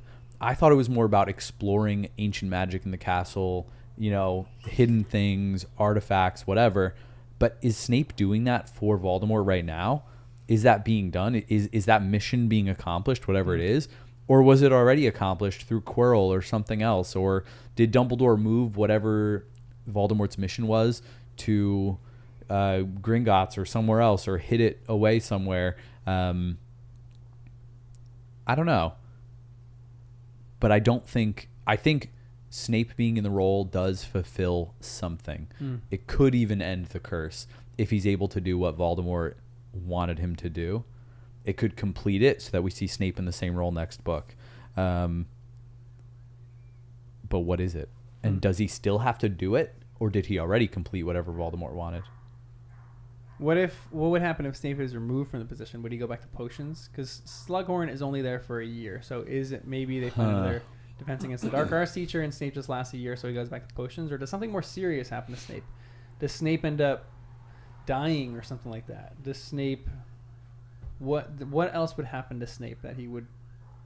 If it was that he's not fulfilling what Voldemort originally wanted him to do? He's gonna die before that because Malfoy is like dying. Oh yeah, that was weird too. You're right. He's bound to him. So maybe Voldemort is having Malfoy do the thing that he wanted to do, that in theory Snape could be doing, but Snape maybe isn't. And then Malfoy is having a really hard time with it, and that's why he's aging so crazy. Or like whatever's happening with Malfoy, he's looking sickly. But then does Tonks get roped into that? Maybe next chapter we'll get into it. But what will happen to Snape? It all depends whether maybe Malfoy could still break that curse by whatever he's working on. But if Malfoy fails, then well, Snape then has an unbreakable oath to make sure Malfoy doesn't fail. Mm-hmm. So then they both accomplish whatever needs to be done, and then the curse would be broken. Yeah.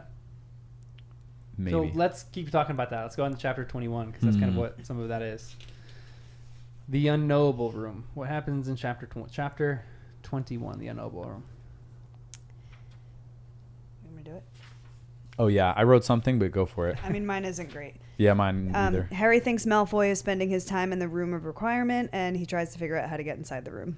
That's all I got. Yeah. Yeah, and I just wrote that Tonks was up there away from her post looking for Oh, yeah, Dumbledore, yeah. looking really sick, and then out of it.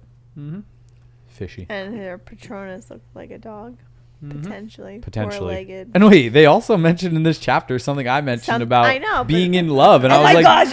I was like, that's what I wait, heard, what? and I was like, what? I was like, wait, but didn't we say they couldn't be in love because I wrote they're it. cousins? Yeah. So I don't get it. I'm They're like, somewhat distantly related. They're, I guess, it's Like, like second or third or fourth. is it cousins second or something. third or fifth or whatever? Either way, the fact that Harry said that, I was like, Yeah. what the? So gross. That's so It is weird. gross. I don't care how cousins But are. I'm glad Harry was on the same page as me, but it just was awkward because nobody else even mentioned it. Yeah. Nobody was like, "Oh no, Harry, that's a dumb idea," because didn't you know they're related? Well, they also mentioned this other point, and we'll we'll talk about this right now. This is one of the lines in the dead middle of the chapter. God, I've been so stupid, he said quietly. It's obvious, isn't it? There was a great vat of it down in the dungeon. He could have nicked some at any time during that lesson. Nicked what? Said Ron. Polyjuice potion. He stole some Polyjuice potions Slughorn showed us in our first potion lesson. There aren't a whole variety of students standing guard for Malfoy. It's just Crabbe and Goyle as usual. Yeah, it all fits. So is, Another is thing I Draco, said. aka Danny, or is Harry right about Draco, aka Danny? Well, to right? be honest, I was throwing it out there as a 25% chance, Yeah. 30%, whatever. And then I felt for a moment, yeah, all right, good. Harry thinks the same as me. And then I was like, oh man, but if Harry thinks it's probably wrong, once it's written, then I'm like, oh, well, it's probably not true then. After book 5, whatever Harry thinks is wrong. Yeah, right. But then, again, there's plenty of ways they could still be deceiving us, they being JK. But Harry saw on the Marauders map that it said Gregory Goyle. Yeah. And then he gets there and it's the girl. So as a straight read, that confirmed that was a Polyjuice Goyle. Mm-hmm. Cool. But the room of requirement, everything else, that's still, we don't know. Harry has not seen that happen. And he was obsessing over it. I still thought he should have had that map out a little more often. And even if he's not going to see the room, he could still watch Malfoy like walk into the room on the 7th floor corridor, stuff like that. But we didn't even see that yet. So we don't know it's the room of requirement. I'm glad he gave it a bunch of tries. I'm curious why he couldn't get in there unless Malfoy's requirement trumps his somehow, because it's required that nobody else can access the room of requirement while he's doing it or something. But yeah, I don't know. It's a weird one. So this is one of the first lines of the chapter, though. Harry fully expected to receive low marks on his because he had disagreed with Snape on the best way to tackle Dementors. He did not care. Slughorn's memory was the most important thing to him now. So what is Snape's tactic on taking on Dementors? And is it better than Harry's?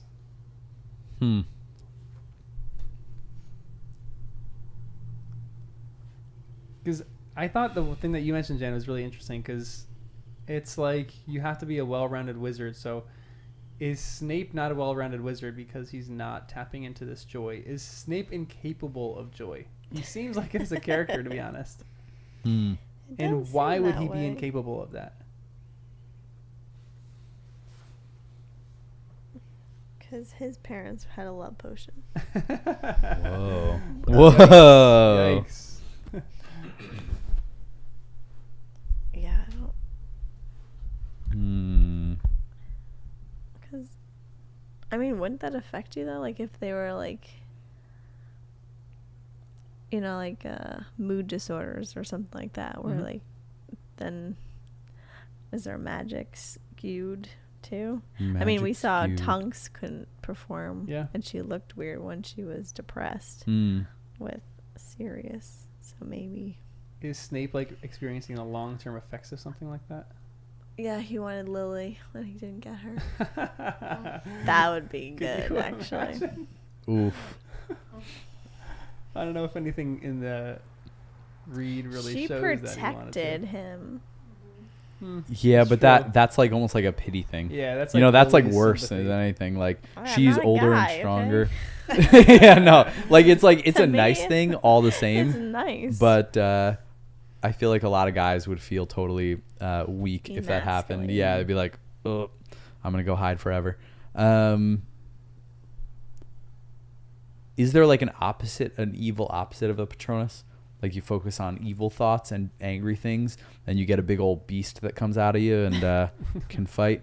But it's like a 'Cause it negative, doesn't dark actually thing. say what it was, right? It No, says it just hinted that there was a disagreement. And How else would you? Yeah, how else would you tackle a Dementor? Can you just make a shield around yourself? Yeah, Like that's technically what a self-protecting? Patronus is. It's a shield Well, charm. that's true, kind of. but I meant like without thinking of happy thoughts. It's Yeah. like just a matter like a of fact. Protego Like, kind of shield. What was it? Is that what it is? Yeah, Protego? Yep. But that's what Harry did to block Come on, a Jen. spell. You don't have to get. You have to laugh every time. we Yeah, come not up with a every spell time. that we You're know. as nerdy as he us. can recall it like that. Um, Like that. He's at your level, John. So yes, I can laugh.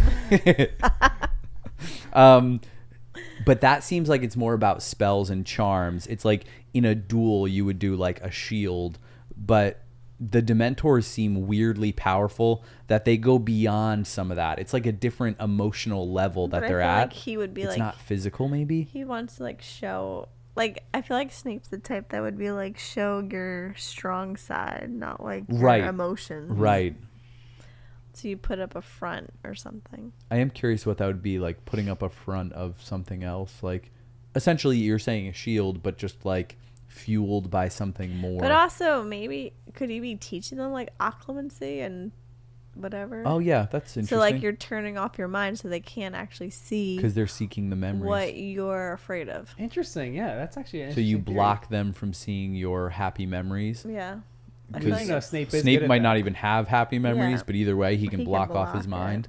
And well, that would also kind of make sense because I think it was Hermione was talking about Imperious curses and forcing people to do what you want, and like I feel like the Imperious curse is in the same realm, you know, of like influencing people, getting in their minds. So maybe Maybe that's what he teaches all his Death Eaters. Voldemort. Sorry, yes, Voldemort. Teaches Maybe that's why he them- teaches all of them how to like the occlumency, where you get into people's minds and you can teach them. Because, like you're saying, in order to do like an Imperious curse or something, you made such a grand entrance to get. didn't want to like steal it and bring it over to you. Why?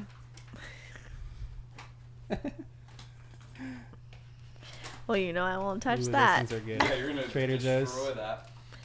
No, it's on a book. Oh, that's dirty. But it's your book. Yeah, but who knows where it's been? Cool if I open these Oh, yeah, two. totally. Snack break. So, I was like, These are gigantic. What is it? what is Banana that? chips? Yeah, Mhm. like, Well, I haven't tried them, but they look good, so Are these all Trader Joe's? yeah. Nice. Danny's a Trader Joe now. Yeah, you are. You're a So TJ. skeptical, and now we oh, gotta you just love it. dropped one. You're gonna squish it right Gotta under give your him no leg. choice. Don't give any other I know. snacks. We just need one closer. Yes. Can't chew in the mic. Whoa, those are big chips. Here's another a completely off topic one too. This is a Ooh, I like those. funnier line because this chapter it kind of brings back some of the funny stuff, which is again why I love this book so much because it goes from serious to like fun really seamlessly. Excuse me.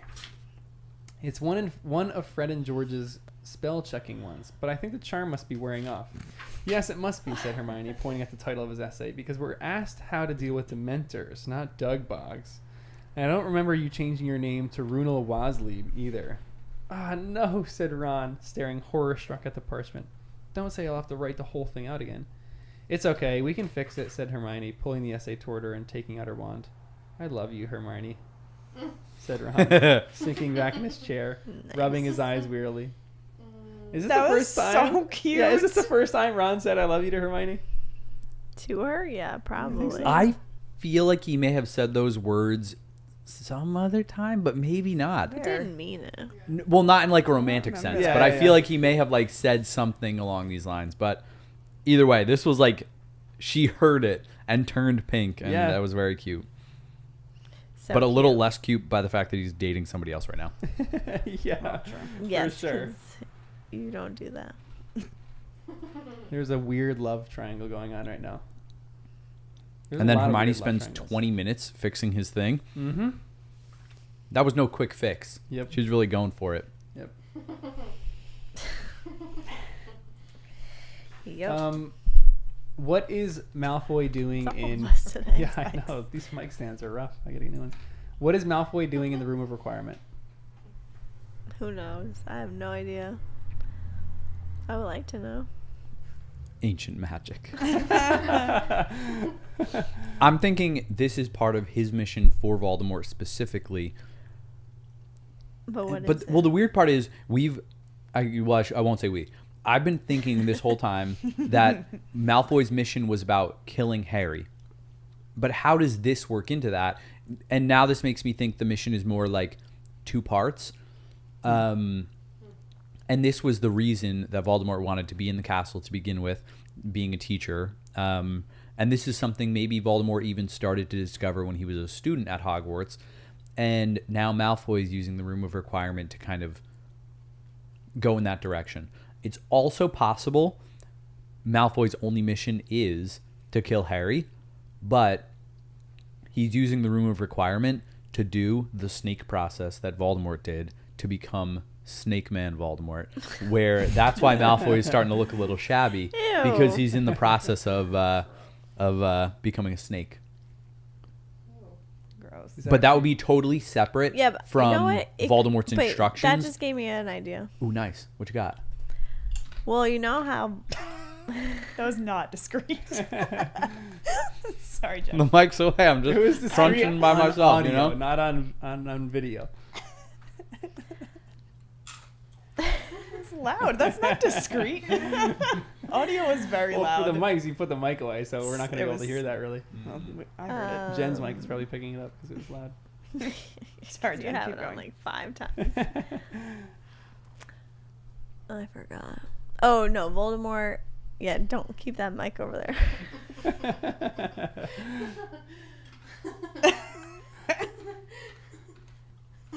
I love when Jen cracks herself up.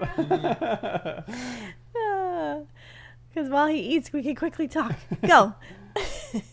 Nobody said anything the whole time. I know, I'm busy laughing because I can't get over it, and I forgot what I was gonna say.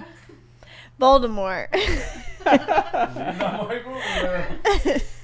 So we were just talking about Malfoy, Voldemort. How what Oh, Malfoy is? he's gonna practice. He's gonna. How Voldemort got to that creature that he is. Maybe he was giving lessons written out for Malfoy to practice these spells, and it slowly chips away at your humanity. It's really great theory. Because that is what Voldemort is. Spells. It's happening to Voldemort. Right.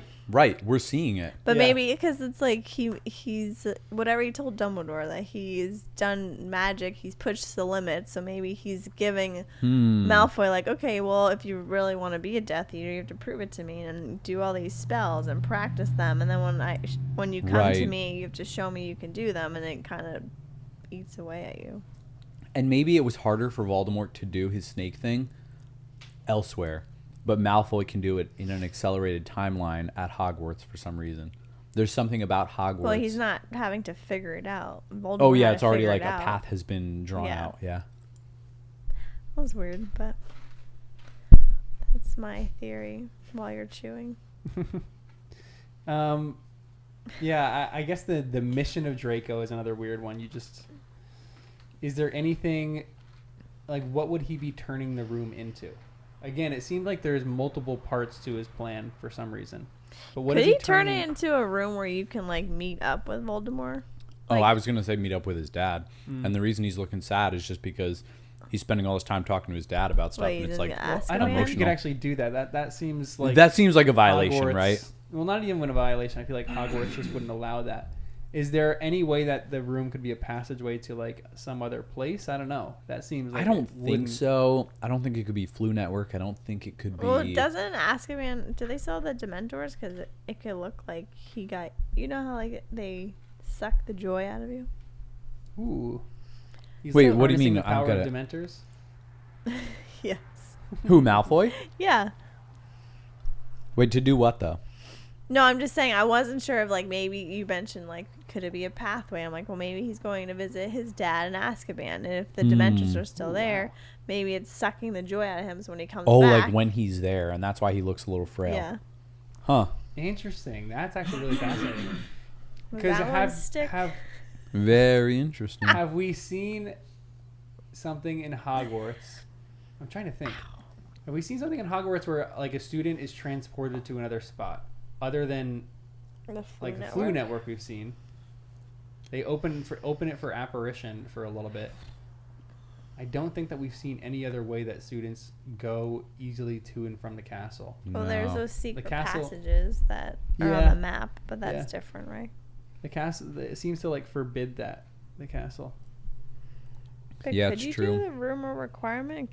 Ooh, you know what though? We don't know about paintings. That's the only other thing. Yeah, for sure. Or that But don't you mirror have that to Harry be a had. We don't painting? know what could have happened Yeah. to it. So wait, so Malfoy is practicing being He's in an a artist, painting. actually. He becomes Bob Ross when he Becomes- goes in the room requirement. um, He becomes a painting. Again, that's like your theory before. The more realistic you paint something, that actually happens. So like, he's really Yeah, trying yeah. to become a realistic painter and paint his exact house so that he can Yeah, go yeah, into yeah. it. So he's just focusing on that. And Oh, if yeah, I his forgot I dad did was say doing that. some kind of Azkaban thing, painting something else, there could be a paint portal, you know? We still don't know the items that he had too Who? in their house. The Oh, Malfoys. You're right, you're right. And does Draco have that at school Maybe now? he's making them a Horcrux. His items. You're making a Horcrux I to don't do know. what? I have Oh, no and, idea. and it's supposed to suck up other wizards' powers, but it's accidentally absorbing some of his. Yes. And Snape because they're attached, and he didn't even know they were attached. And I keep thinking of the Horcruxes as being absorbing power or something else. But what if it's actually life and it ages you? So like Malfoy accidentally got a year of his life sucked into a Horcrux potion, and that's what Voldemort keeps doing because he wants to live forever. So he He's keeps sucking absorbing everyone's life life? out of people, Oh. and he's having Malfoy do this at Hogwarts because there's a lot of life and vibrance there. But he's only. Oh, and that's why he's bringing all these girls up to this room to suck their life out. Whoa. Just to be clear, we're assuming that this is all just Crabbe and Goyle.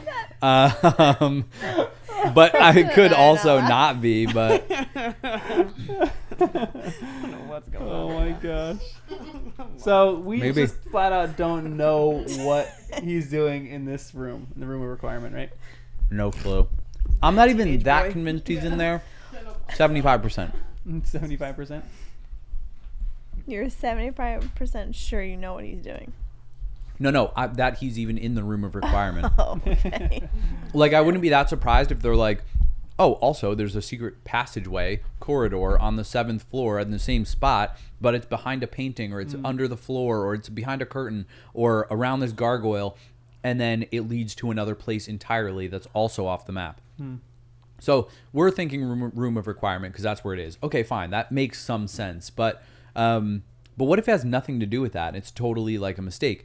It could be like when the chamber was open and the basilisk was going through the ductwork and all that. Like, Yeah. what if he's just entering some of the ductwork here and going into some other secret room or secret passageway or dungeon? Or, I know 7th floor seems a little odd. What if it's the opposite? He's going to the roof and he's doing some crazy thing up on the roof in some big old tower, or he's using it to get somewhere else. He could be sneaking into Dumbledore's office or some other So it's becoming teacher's a passage within classroom. the castle itself. Yeah.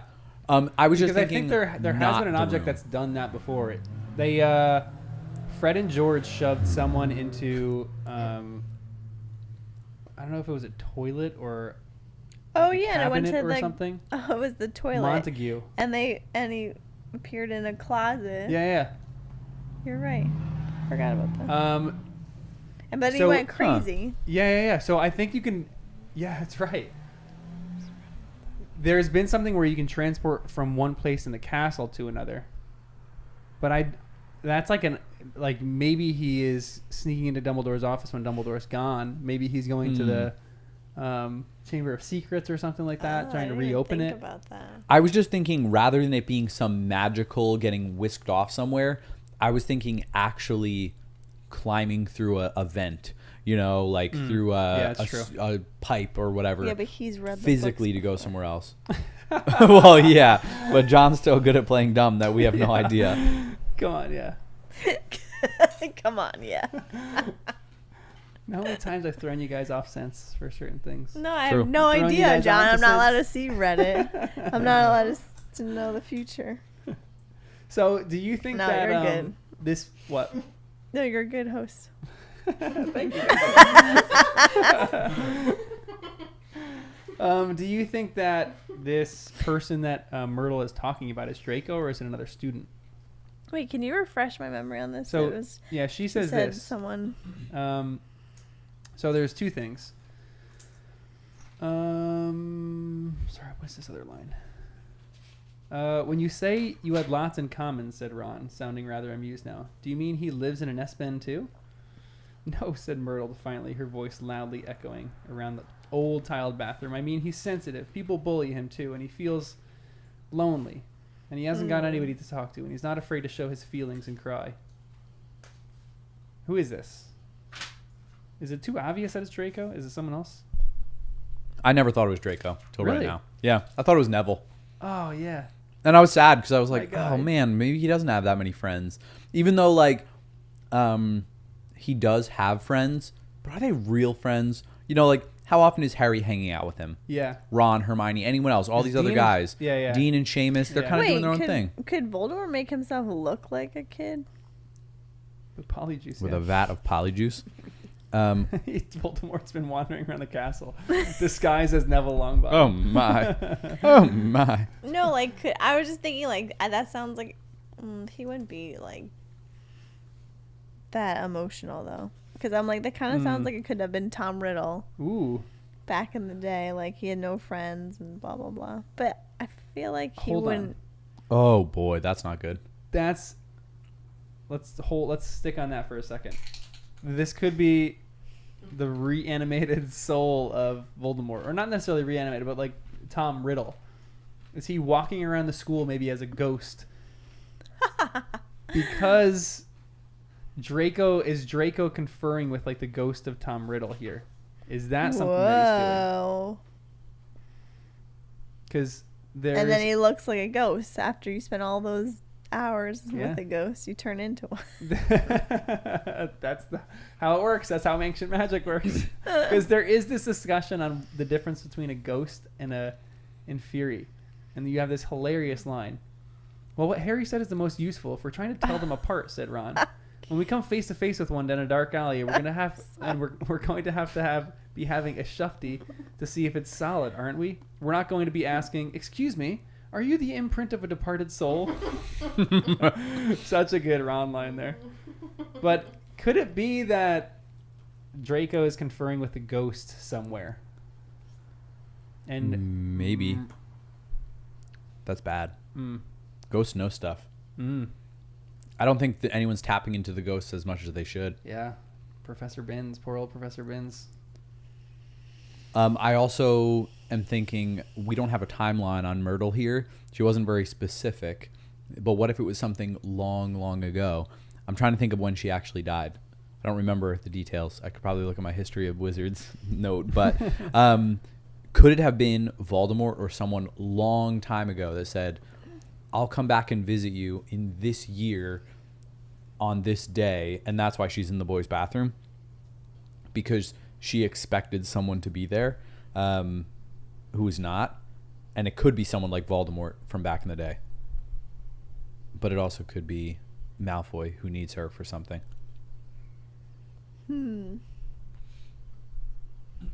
Maybe getting ghosts on their side, Death Eater side.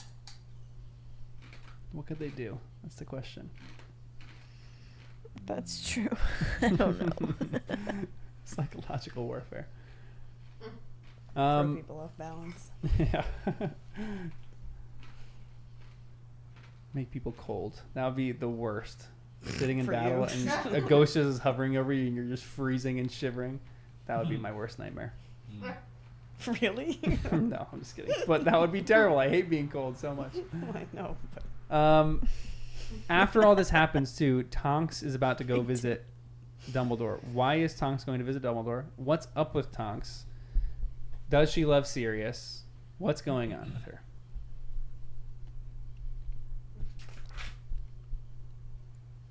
Something more is up, but I don't know what. I mean, I did mention loving Sirius, but the whole cousin thing invalidates that. Still could be Lupin, though. I wrote that in my margins. Also, the way Tonks talked to Harry made me think there was more going on that Harry didn't know. Yeah. Like, she mentioned all the people dying. Mm-hmm. Then Harry said, oh, yeah, I read about whatever in the Daily Prophet. And then she said something like, have you talked to anyone from the Order recently? Mm-hmm. And he said, no, not since Sirius, and tears, blah, blah, blah. But the point is that transaction or that discussion, I mean, the back and forth was like... Something serious is happening within the Order. yeah, that everyone it knows. sounds like somebody died within the Order. Tonks is saying all these people are dying. Have you talked to the Order?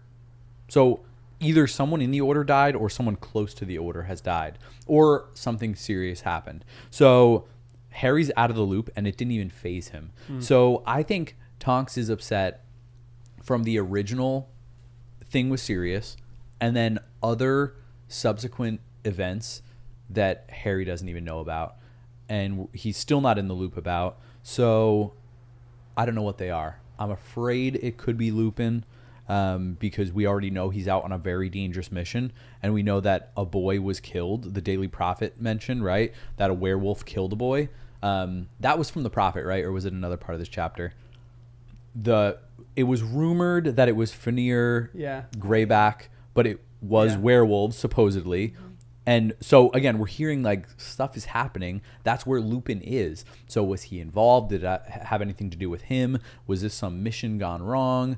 You think that even Tonks could be in love with Lupin? Because you mentioned that a while ago, and she's nervous that he's away down in and this sad. thing. He could have literally died, Yeah. and that's why she's sad.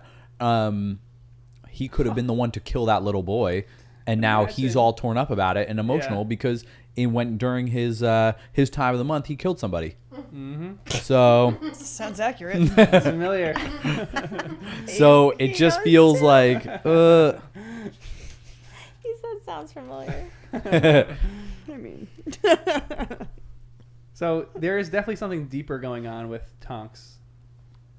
could than the we Tonks know. thing be connected to the Malfoy thing because they're both looking thinner and sickly? Does she But kind of look like how? a boy? And she's going sneaking into the bathroom crying. Wow, and being Dude. emotional, and that's what Myrtle was thinking. She's changing her appearance maybe to a boy quick. You're right. She easily could do that to blend in. We'll see. Anything else in this chapter, Danny? Quick. Go. Did someone else die? Lupin? No, I don't know. Patronus being a big four-legged thing. She's in love. Whatever. That's what I said. Blah blah blah. Okay, cool. Mimbletonia came up again. There Weird. is I'll just mention one thing. There is something that I really admire about Tonks here in that she is deep in her emotions. Yeah, And, yeah. As someone who I'm not necessarily like so super deep on my emotions, but I love that she just taps into that and it shows the depth of her character. That some other people have been able to get over this quicker and she is just devastated over Sirius's death and some other things that are going on that we just don't know of yet. And she's like not able to move past some of this stuff because it's affected her so deeply. I just love that she is that in depth of a character, and it makes me a little sad for her as well because there aren't so like she has a community around her, but she's like trying to reach out to these people. She's trying to have a meeting with Dumbledore. She's trying to even talk to Harry about certain things. She's talking with Molly on certain parts, and like she has a community around her of people trying to help her, but she is just utterly dejected, and you like hurt for her. But it shows that she has a good range of emotions, and she's like really, this stuff is really affecting her. And also, she could be a werewolf. Mm-hmm. Maybe. She's why looking it's- terribly thin, or terrible and thin. And if she was dating Lupin, or went out to try and save Lupin from something, Oh, boy. she gets bit by him, becomes a Oh my werewolf, gosh. because we see at the beginning of the next chapter the picture of the full moon above Aragog. And we already knew, aside from the picture, because the picture could be a little deceiving, that the moon was shining enough light to give Harry light when he was walking out to Hagrid's. On the picture. Yeah, but actually, I missed the full moon. But later, when I was reading and Harry said the light of the moon was like throwing a shadow, I was like, how bright was the moon? For it to throw a shadow, it has to be close to a full moon. It's got to be like that. Then I was like, oh no, if it's in the picture, then it was definitely a full moon. So I turned back, and sure enough, it's right there in the chapter picture, full moon. So if Tonks was now a werewolf, this is when she would have panicked and been saying, I need to find Dumbledore, Yeah. because he doesn't even know, but I'm about to turn into a werewolf. I'm going to go hide. See you in a few days, you know? Go to the Shrieking Shack. So anyways, Wow, the look Tonks at werewolf you. theory is just occurring to me right now, but All right, let's go to the After the Burial, chapter 22, the last one. We'll speed through this one. Quick summary of this chapter, After the Burial. all right, I'll try. Go for it. I've been making you do all this stuff. Harry gets lucky. He doesn't find find out what Malfoy is up to, but he does keep trying. He helps Hagrid bury Aragog while taking his Felix Felicis lucky juice, and luck was on his side because he was kind of dodging Slughorn but ran into Slughorn that same night. Then he was able to bring Slughorn over to Hagrid's place, kind of get him to have some of the spider venom which he wanted, and then use some nonverbal magic. So Harry was kind of on a roll. He was very lucky this chapter, and he was able to secure the memory that he needed from Slughorn to keep his mission with Dumbledore going. So a pretty important chapter. What kind of spider is Aragog again? I couldn't remember. Like some kind of big old fancy thing, and that's what Slughorn was like. Whoa. Yeah. Acromantula. Ooh, Why can't I do nice. that? An acromantula. We just got to get ready Gross. for trivia. Yeah. You This know? is probably what Shelob is. This is probably yeah. Guys, you know what Shelob? Yeah, Oh, guys. obviously. It's a Shelob. Okay, well, on that note, what do you think of Assuming that's Lord of the Hagrid? Rings. Yes. What do you think of Hagrid? I watched it. I don't know what that is. I just guess that every time now. It's a safe guess a lot of the time.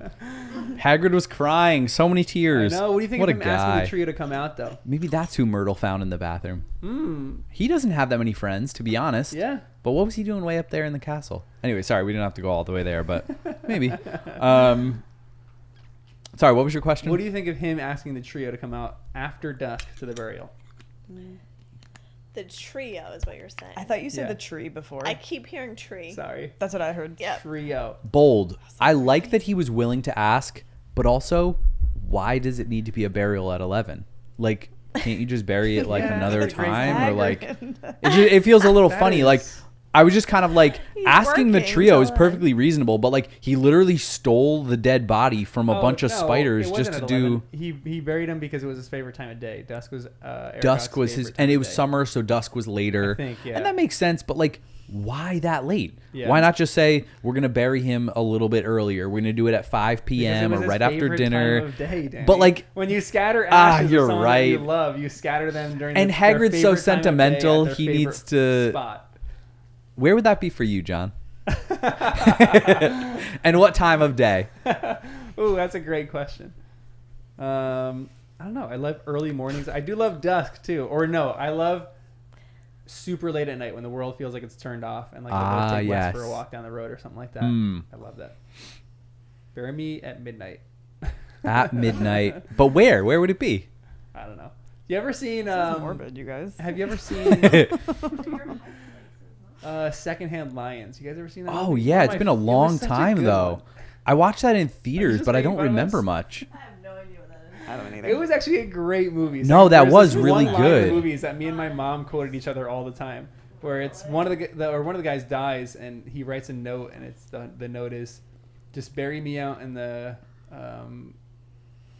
pumpkin patch, or just bury me out in the garden with the stupid lions or something like that. Because he like had lions and they buried them out. It was such a funny Wait, line. is this what you tell your mom? These Yeah, are me the and my mom lines quote you that. say Bury me back? out in the Bury pumpkin me patch in the with pumpkin. the Whenever we lions. talk about death, we're always like, yeah, just bury me out in the garden with the stupid lions.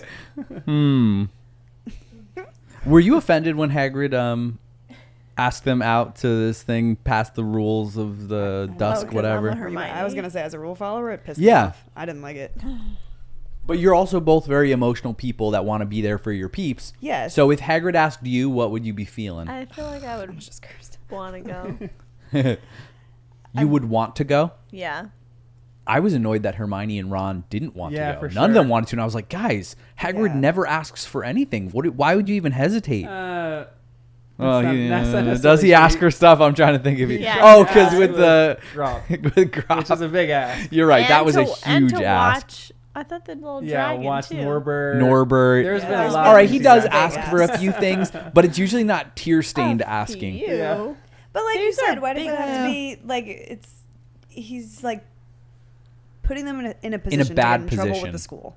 And that's where I think even if they weren't going to go at dusk, just go at like a normal time and say, Hagrid, we know the funeral's tonight. Yeah, we know for you're going to real, bury yeah. him. We can't stay that long, but we're Well, here yeah, for you. yeah. We love you. Yeah. Hug, drink for an hour Aragog, with and then him, you leave, you know? But they didn't even entertain it. They're just like, we're not doing it.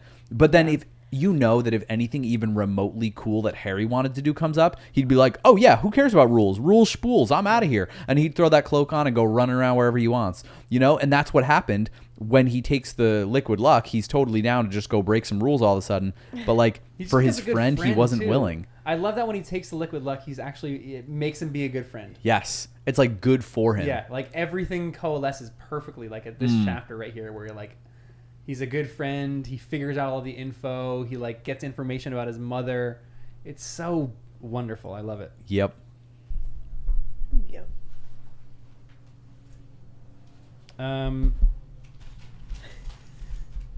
And some of this has been hinted at, but this was like even how he figured it out.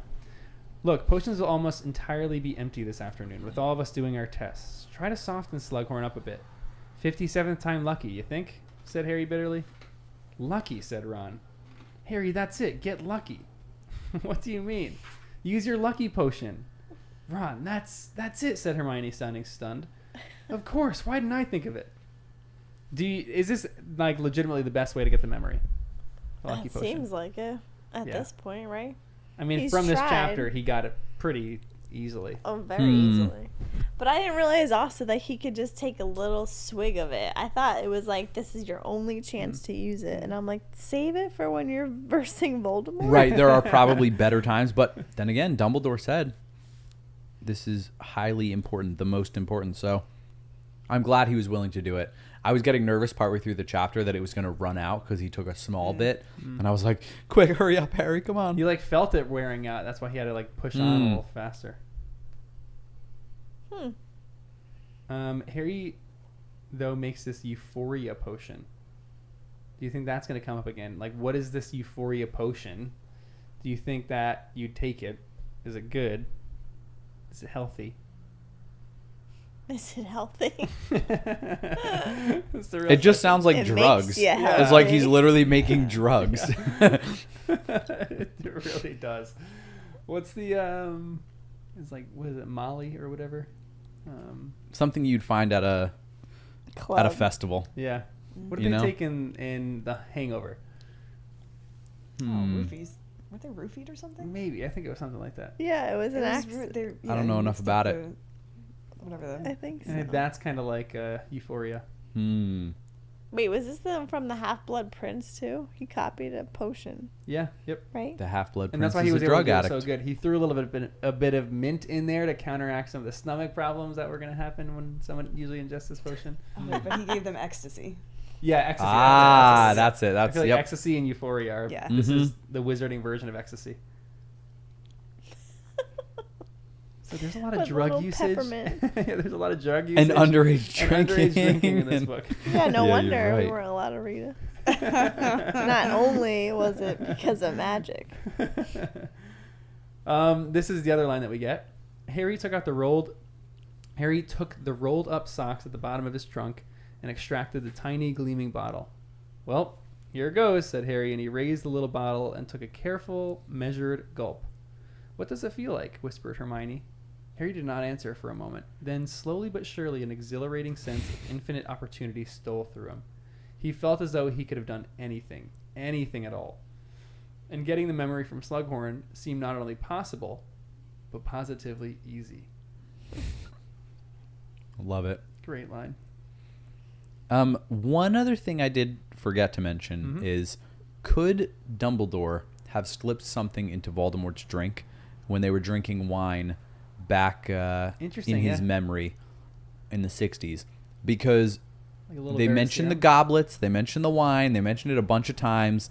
They're both drinking something. I think their guards were both up, but I feel like Voldemort was coming in trying to be like pleasant and whatever. So if there was ever a time for Dumbledore to make a move preemptively, might have been then. So I just was curious if there could have been any kind of potion that Dumbledore could have slipped in there long term. Anyways, because we know he took multiple sips of that wine. So now when I'm seeing potions, I'm thinking, could any of these potions have impacted Voldemort then or since then from Dumbledore's perspective? Yeah, it also shows a charmingness of Voldemort too. Like, I don't even know if Harry could have procured the memory of any other way than Liquid Luck. I don't think he has Right. that. He's charming, but he's not charming like Not Voldemort is charming enough. Yep. Yeah. What would you guys use Liquid Luck on? Would you use it on a random day? Would you guys use how would you use Liquid Luck? Huh. I feel like you have to set up a mega day. Yeah. Somehow you just set up like one day where you know a lot of stuff's gonna happen, and then you just go for it. Hmm. But what would that day be? Or would it be a random day for you? Like a wedding day. Everything goes perfectly. Nothing goes wrong. Wow. The weather is perfect. Your photographer is getting the best pictures of all time. Of all time.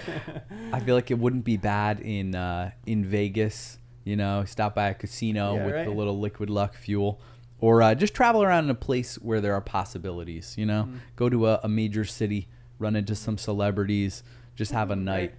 I'm thinking of Groundhog Day because I love that movie, and like he, of course, is living the same day over and over and finds out a way to perfect it. But Liquid Luck might be a different way of perfecting a day. You know, the perfect day. And Kind then of cool. Do you guys, going back to some of Slughorn stuff, did he take Liquid Luck at two important parts of his life? Were they random days or were they actual days that we might have seen before that, like, we'll have some explanation for later? Oh, interesting. Because we know he took 'Cause it he twice. Took it twice. And could it have been during his memory? Yeah. Or something else that happened where we're like, oh. Or even he downs it real quick when Dumbledore and Harry showed up at his house. And he's like, uh-oh, I have to now make this entire place look like a mess. So Yeah. he takes a shot of it and does it. That'd be interesting. I didn't think we were going to see either of his days. But it is possible. And that would be funny. Hold on, sorry, 1 second. Danny, can you run into the little room over there and grab a camera battery that's on the actual desk? It's charging right there. I just gotta swap batteries because it went black. 1 second. 1 second, everyone. Sorry. Almost there.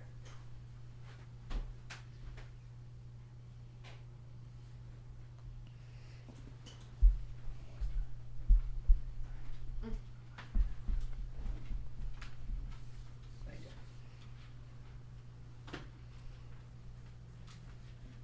So glad hard to disturb you left. You know what? You keep doing that. It keeps. Oh my gosh.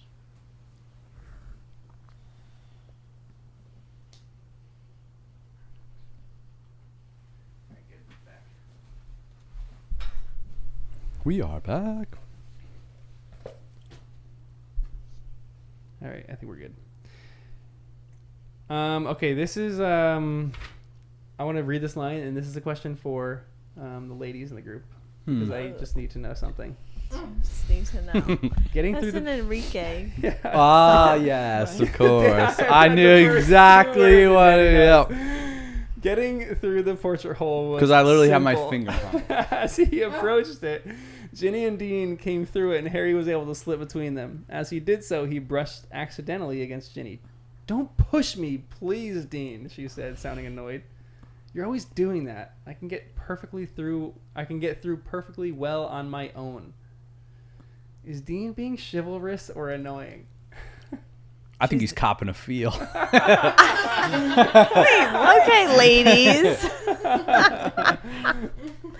Dean, every time 100% he's trying like, to cop a feel. Well, He's because trying to I see if think- he's gonna have some liquid luck. I tonight, think but- Harry got lucky and brushed accidentally, and like tapped her butt or something.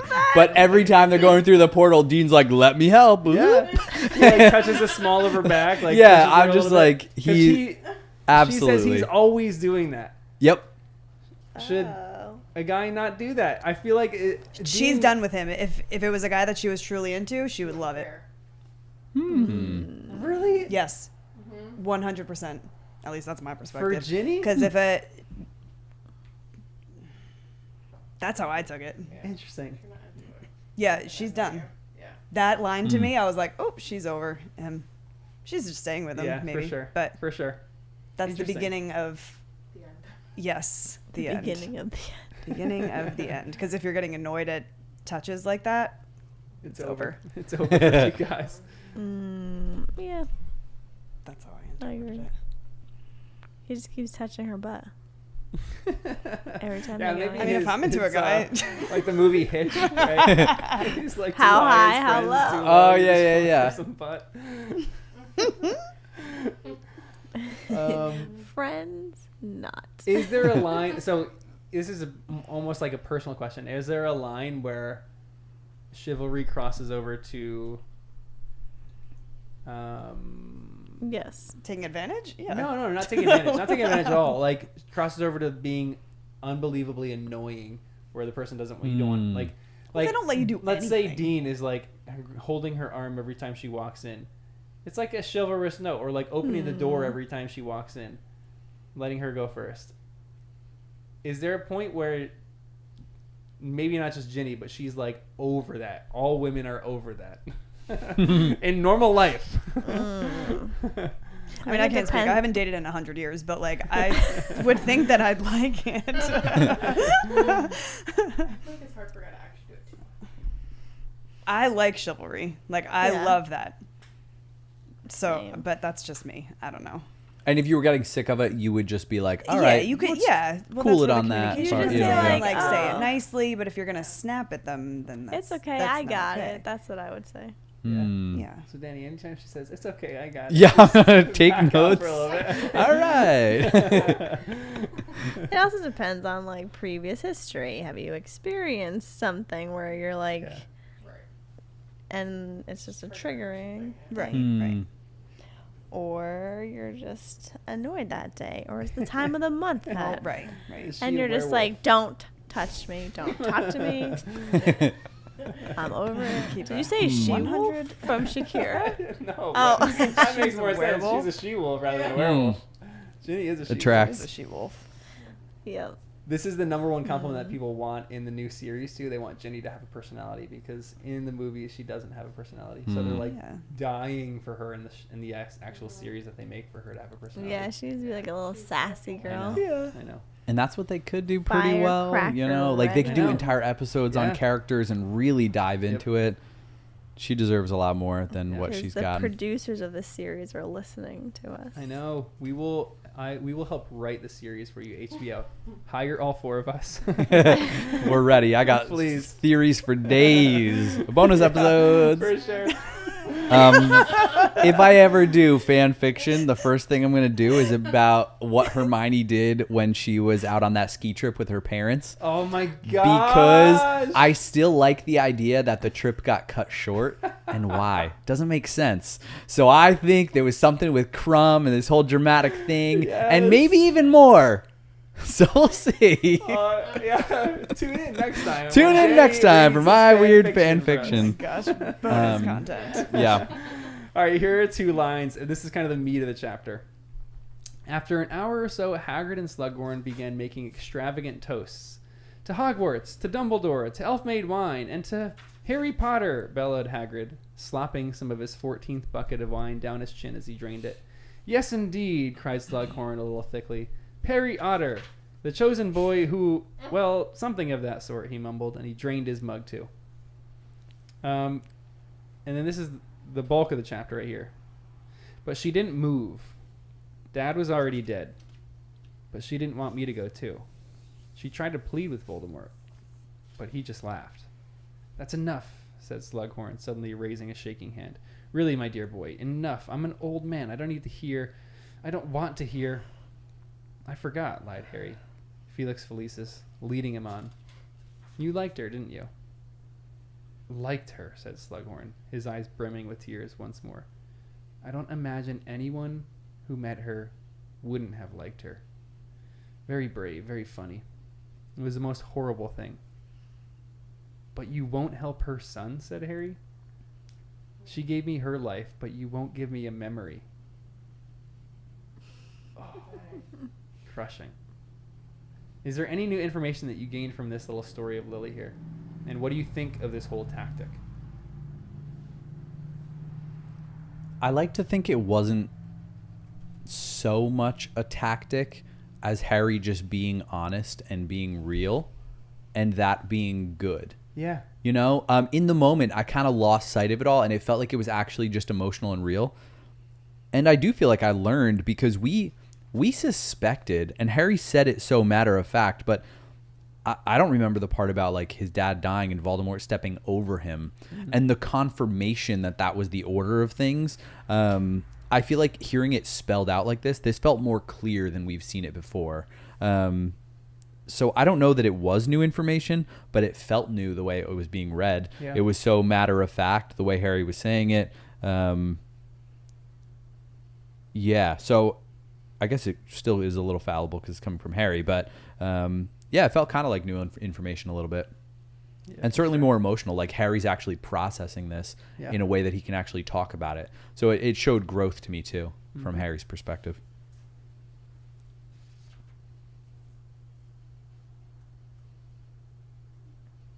Yeah, it's a good line. And then he goes, "Be brave like my mother, Professor."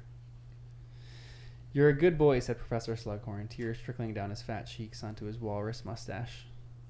"And you've got her eyes. Just don't think too badly of me once you've seen it." So I'm going to pester you with the annoying question one more time. What will this memory tell? We'll probably find out in the next chapter, but I know. I feel like he really- told Voldemort what to do with Horcruxes, how to make a Horcrux and use it or something. Yeah, and it must be really bad. Oh, it's bad. we're I gonna- wonder if that's how he killed Lily. With a Horcrux? I don't know. Maybe. Mm. Sprayed a 'Cause then it would Horcrux be potion even on her? more terrible for him because he really Ooh. loved Lily as a student. Yeah. Yeah. And then whatever he said, he was able to kill her. Could a Horcrux be like the spell that you... What the heck is it? What Wormtail was and he spilled the beans? Like, could a Horcrux be like you tap into A it? Fidelius? I don't know. Like with the Secret Keeper? Yeah, and that's yeah, it. yeah. Like a Horcrux could be a way of breaking a Fidelius or something? Or Yeah, something like where an like... evil Fidelius, something on the opposite end? Maybe.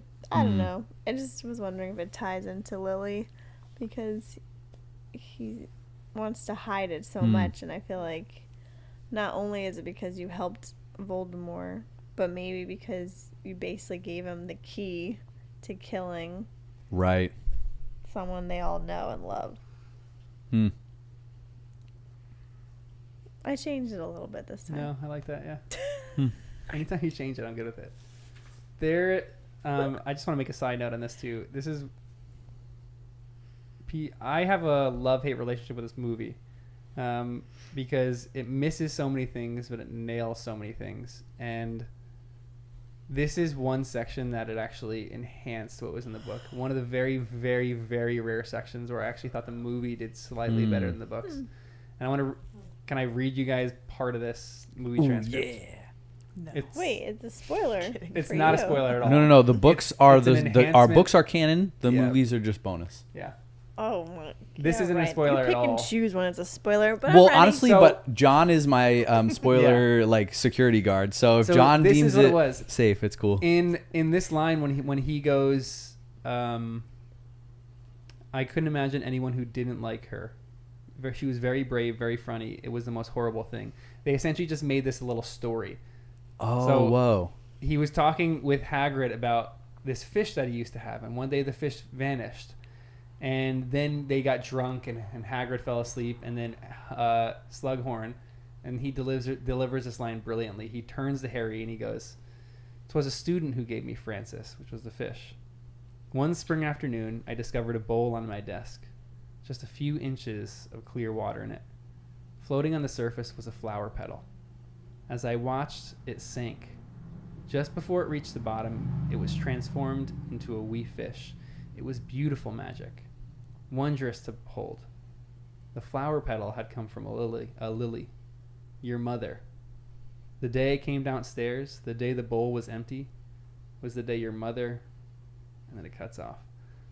Whoa. And I think that's like the best, in my opinion, that's the Mhm. best movie to book change that they ever made. I thought that was a beautiful added story. I love that so much because it gave like real substance. It made you see how much Slughorn truly loved Yep. this student.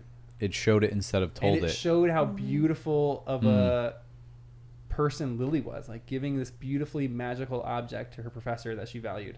I think it was excellent. It's my favorite part of the movie. That's why I love certain parts of this movie because they just nail it, and I hate this movie because they don't. Anywho, anything else in this chapter?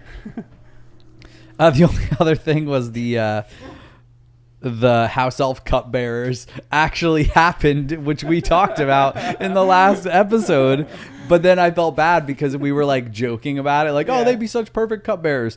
And then here it's like Slughorn's abusing them. Harry's like, I'm not going to tell Hermione. I That's know. pretty mean. And I was like, oh, yikes, I guess so. Like, I was picturing it being Dobby, who'd be so willing and psyched and excited about it. And here it's like, oh, no, maybe Slughorn's like, hey, house elves, get over here. Drink this stuff. It might be poison. Yeah. Like, oh, that's a little He different. thinks in his head, he's like, I can't tell Hermione about this. Yeah, Like, really. So that was the only thing I thought was funny. Yeah, it was good. All right. Let's talk about our favorite. Oh, one more thing though. Yeah. Will Slughorn actually remember this in the morning is still a question. Harry said Yeah. doubtful he'll remember it in the morning, but that'd be great if he didn't. I love the idea that he didn't. Yeah, so simple, he so still clean. Thinks he still thinks Yep. he's hiding it, and he still has that power Mhm. over him. And if Voldemort's followers ever come after him, he's like, no, I didn't give it up, and he could be. Yep. Think he's serious, but So it's not too bad. Felix doing wonders. All right, guys, who wins our house cup? Let's have a debate.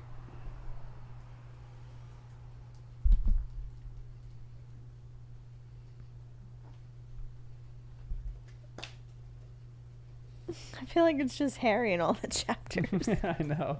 obviously. Mm.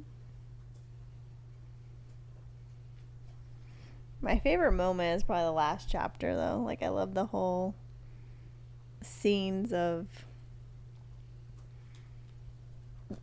everything just working out smoothly and getting, like, answers from Slughorn. Mm-hmm.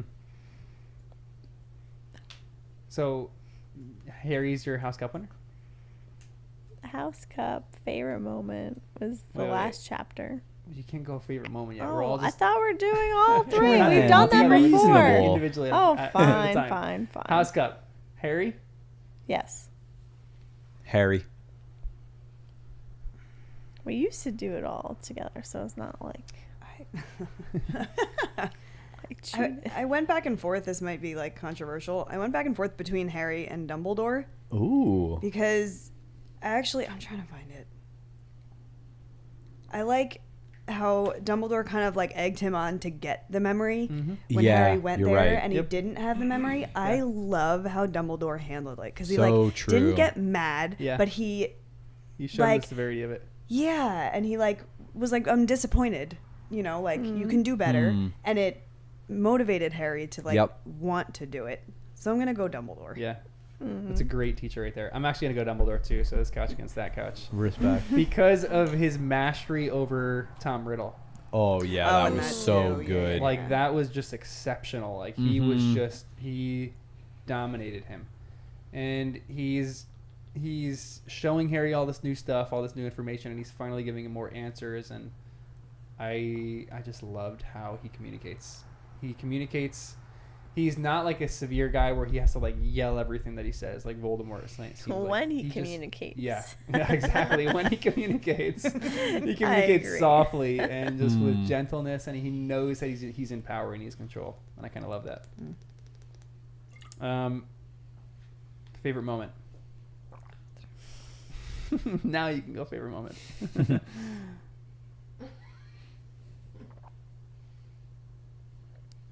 Yeah, but now that you said that, I didn't want to change it to that moment. Come on, you can just go for that. Wait, what? That's your favorite moment.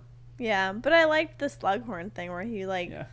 was so emotional over Lily, and he's like, "Yeah, I don't know why I wouldn't give it to you," the memory, kind of thing. So either one. That's good. That's a good one. Yeah, I'm gonna go the Slughorn moment. I felt like it was very real from Yeah. Harry, drunk from Slughorn, but still real. So the emotion Sometimes and it's Harry even growing. Yeah, honestly, The honest truth. it was good. And I think I liked reading that whole part leading up to it, and then being nervous. Like, is it actually going to play out how we think, or is there going to be a curveball? Yeah. So I think it was fun to read, very satisfying. Growth from Harry for sure. And I just like Hagrid. We don't see him that much, I know. so being around Hagrid and all that was cool too. So yeah. I just liked Harry on the Felix Felicis because I feel like it was nudging him with like unknown things because Right, it was like, right. oh, go here. Yeah. But he was like, well, it's not where Slughorn is, but Slughorn ended up being there. So I just kind of like that it made him trust his instincts, I guess. in a Yeah, way. that's a fascinating Yeah. one. What it actually does, and that's my theory for it. It just makes you trust your instincts. Yeah. I loved that. Like, the will whole he like be little better after this? Just traveling. like at trusting himself a little more. Hopefully. Yeah, That'd be nice. I know. I think that's kind of one of my favorites too, and I think the whole Felix chapter is one of my favorites of him like experiencing that, but really the Slughorn when he's talking to Slughorn and he's showing the severity and he talks about his mother. That's my favorite part in these chapters. I think it's just Yeah. so hard to beat that, like the weight of what it is. Hot tamale. Dean, I have one. I actually have ones. lead us off. Who's your hot I'm tamale? giving it to Hepzibah Smith. Whoa! She Girl is had the such a hot hots for tamale. Oh my She had the God. hots for Voldemort. Wow, she's shooting for the Is stars. Voldemort a gold digger? Gold killer. I was gonna Ooh, say yeah. Voldemort. Yeah. Probably.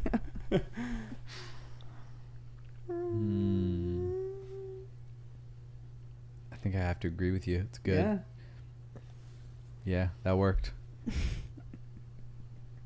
That was the only one I could Spicy. think of. Yeah, no, it's so true. I There's forgot nothing about that. else. Wait, what's her name again? Hepzibah? Hepzibah? Is that- was that right? Hepzibah. You can say it however Okay. you want. Hepzibah Smith. Hepzibah Smith. I don't know how to pronounce half these things. Jen, who do you think? Oh no, I'm thinking. I had one, I lost it. Hmm. Ginny. I know. That's my default. Yeah. Ginny giving it to Dean. Don't you push me. You're always doing that. Oh. Hot tamale. What about Tonks? Yeah. Whoa. I don't know. That's a Yes. really throw. I'm He's giving it happy to about Tonks it. too, but I'm also Giving it to. Voldemort. What? Can't deny the guy has So incredible He's got charisma charm. and charm. He's got He he's got is- charisma indeed. So He who used to plays, have good Hepzibah who plays Smith. him? I want to know. I want to see what him as Tom Riddle in the movie. Well, it would have to be. It's not Ray. It isn't Because it's a younger because version. it's too young. They Yeah, couldn't yeah. make Oh him wait, so young it's enough. real. It's someone playing It's a it? different actor, yeah. Wait, don't tell me. The one I don't even from know who it is. Vampire Diaries. It might be.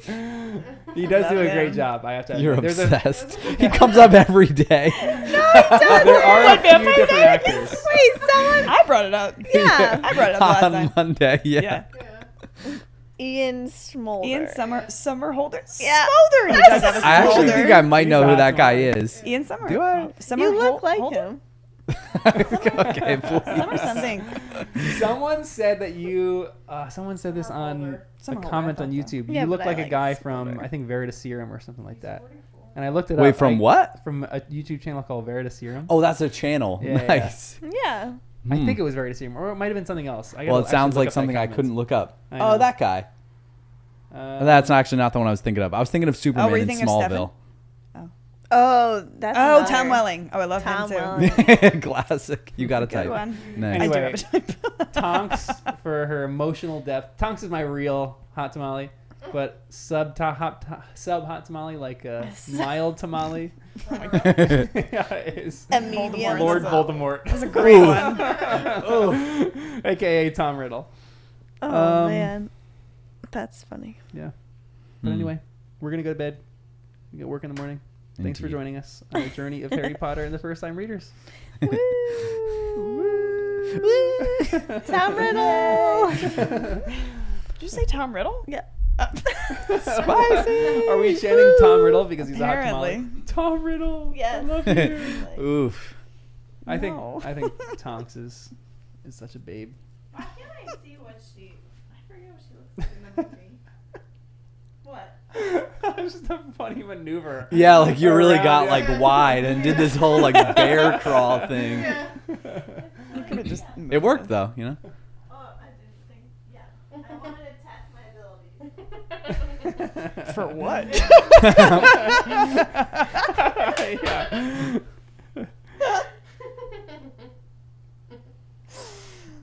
Yes, Danny, they're saying if you want to know more about Harry Potter, there's a whole channel called Harry Potter Theory. It's also a podcast, Harry Potter Theory. Oh Ooh, boy. So when you nice. finish, you can listen to some of that. They have some good stuff, like and it. it's all based on like sub chapters. And we're gonna do 3 chapters next. So, sorry. Wait, we're going to do 3 next. We're going to Yeah. do 23, 24, 25. Yep. Then 26, 27, 28. It's gonna be live read. We're gonna wait a little bit till we process, then do a live stream of those chapters, and then finish with the last 2. We might do something. 26, 27, 28. I think that's our live read.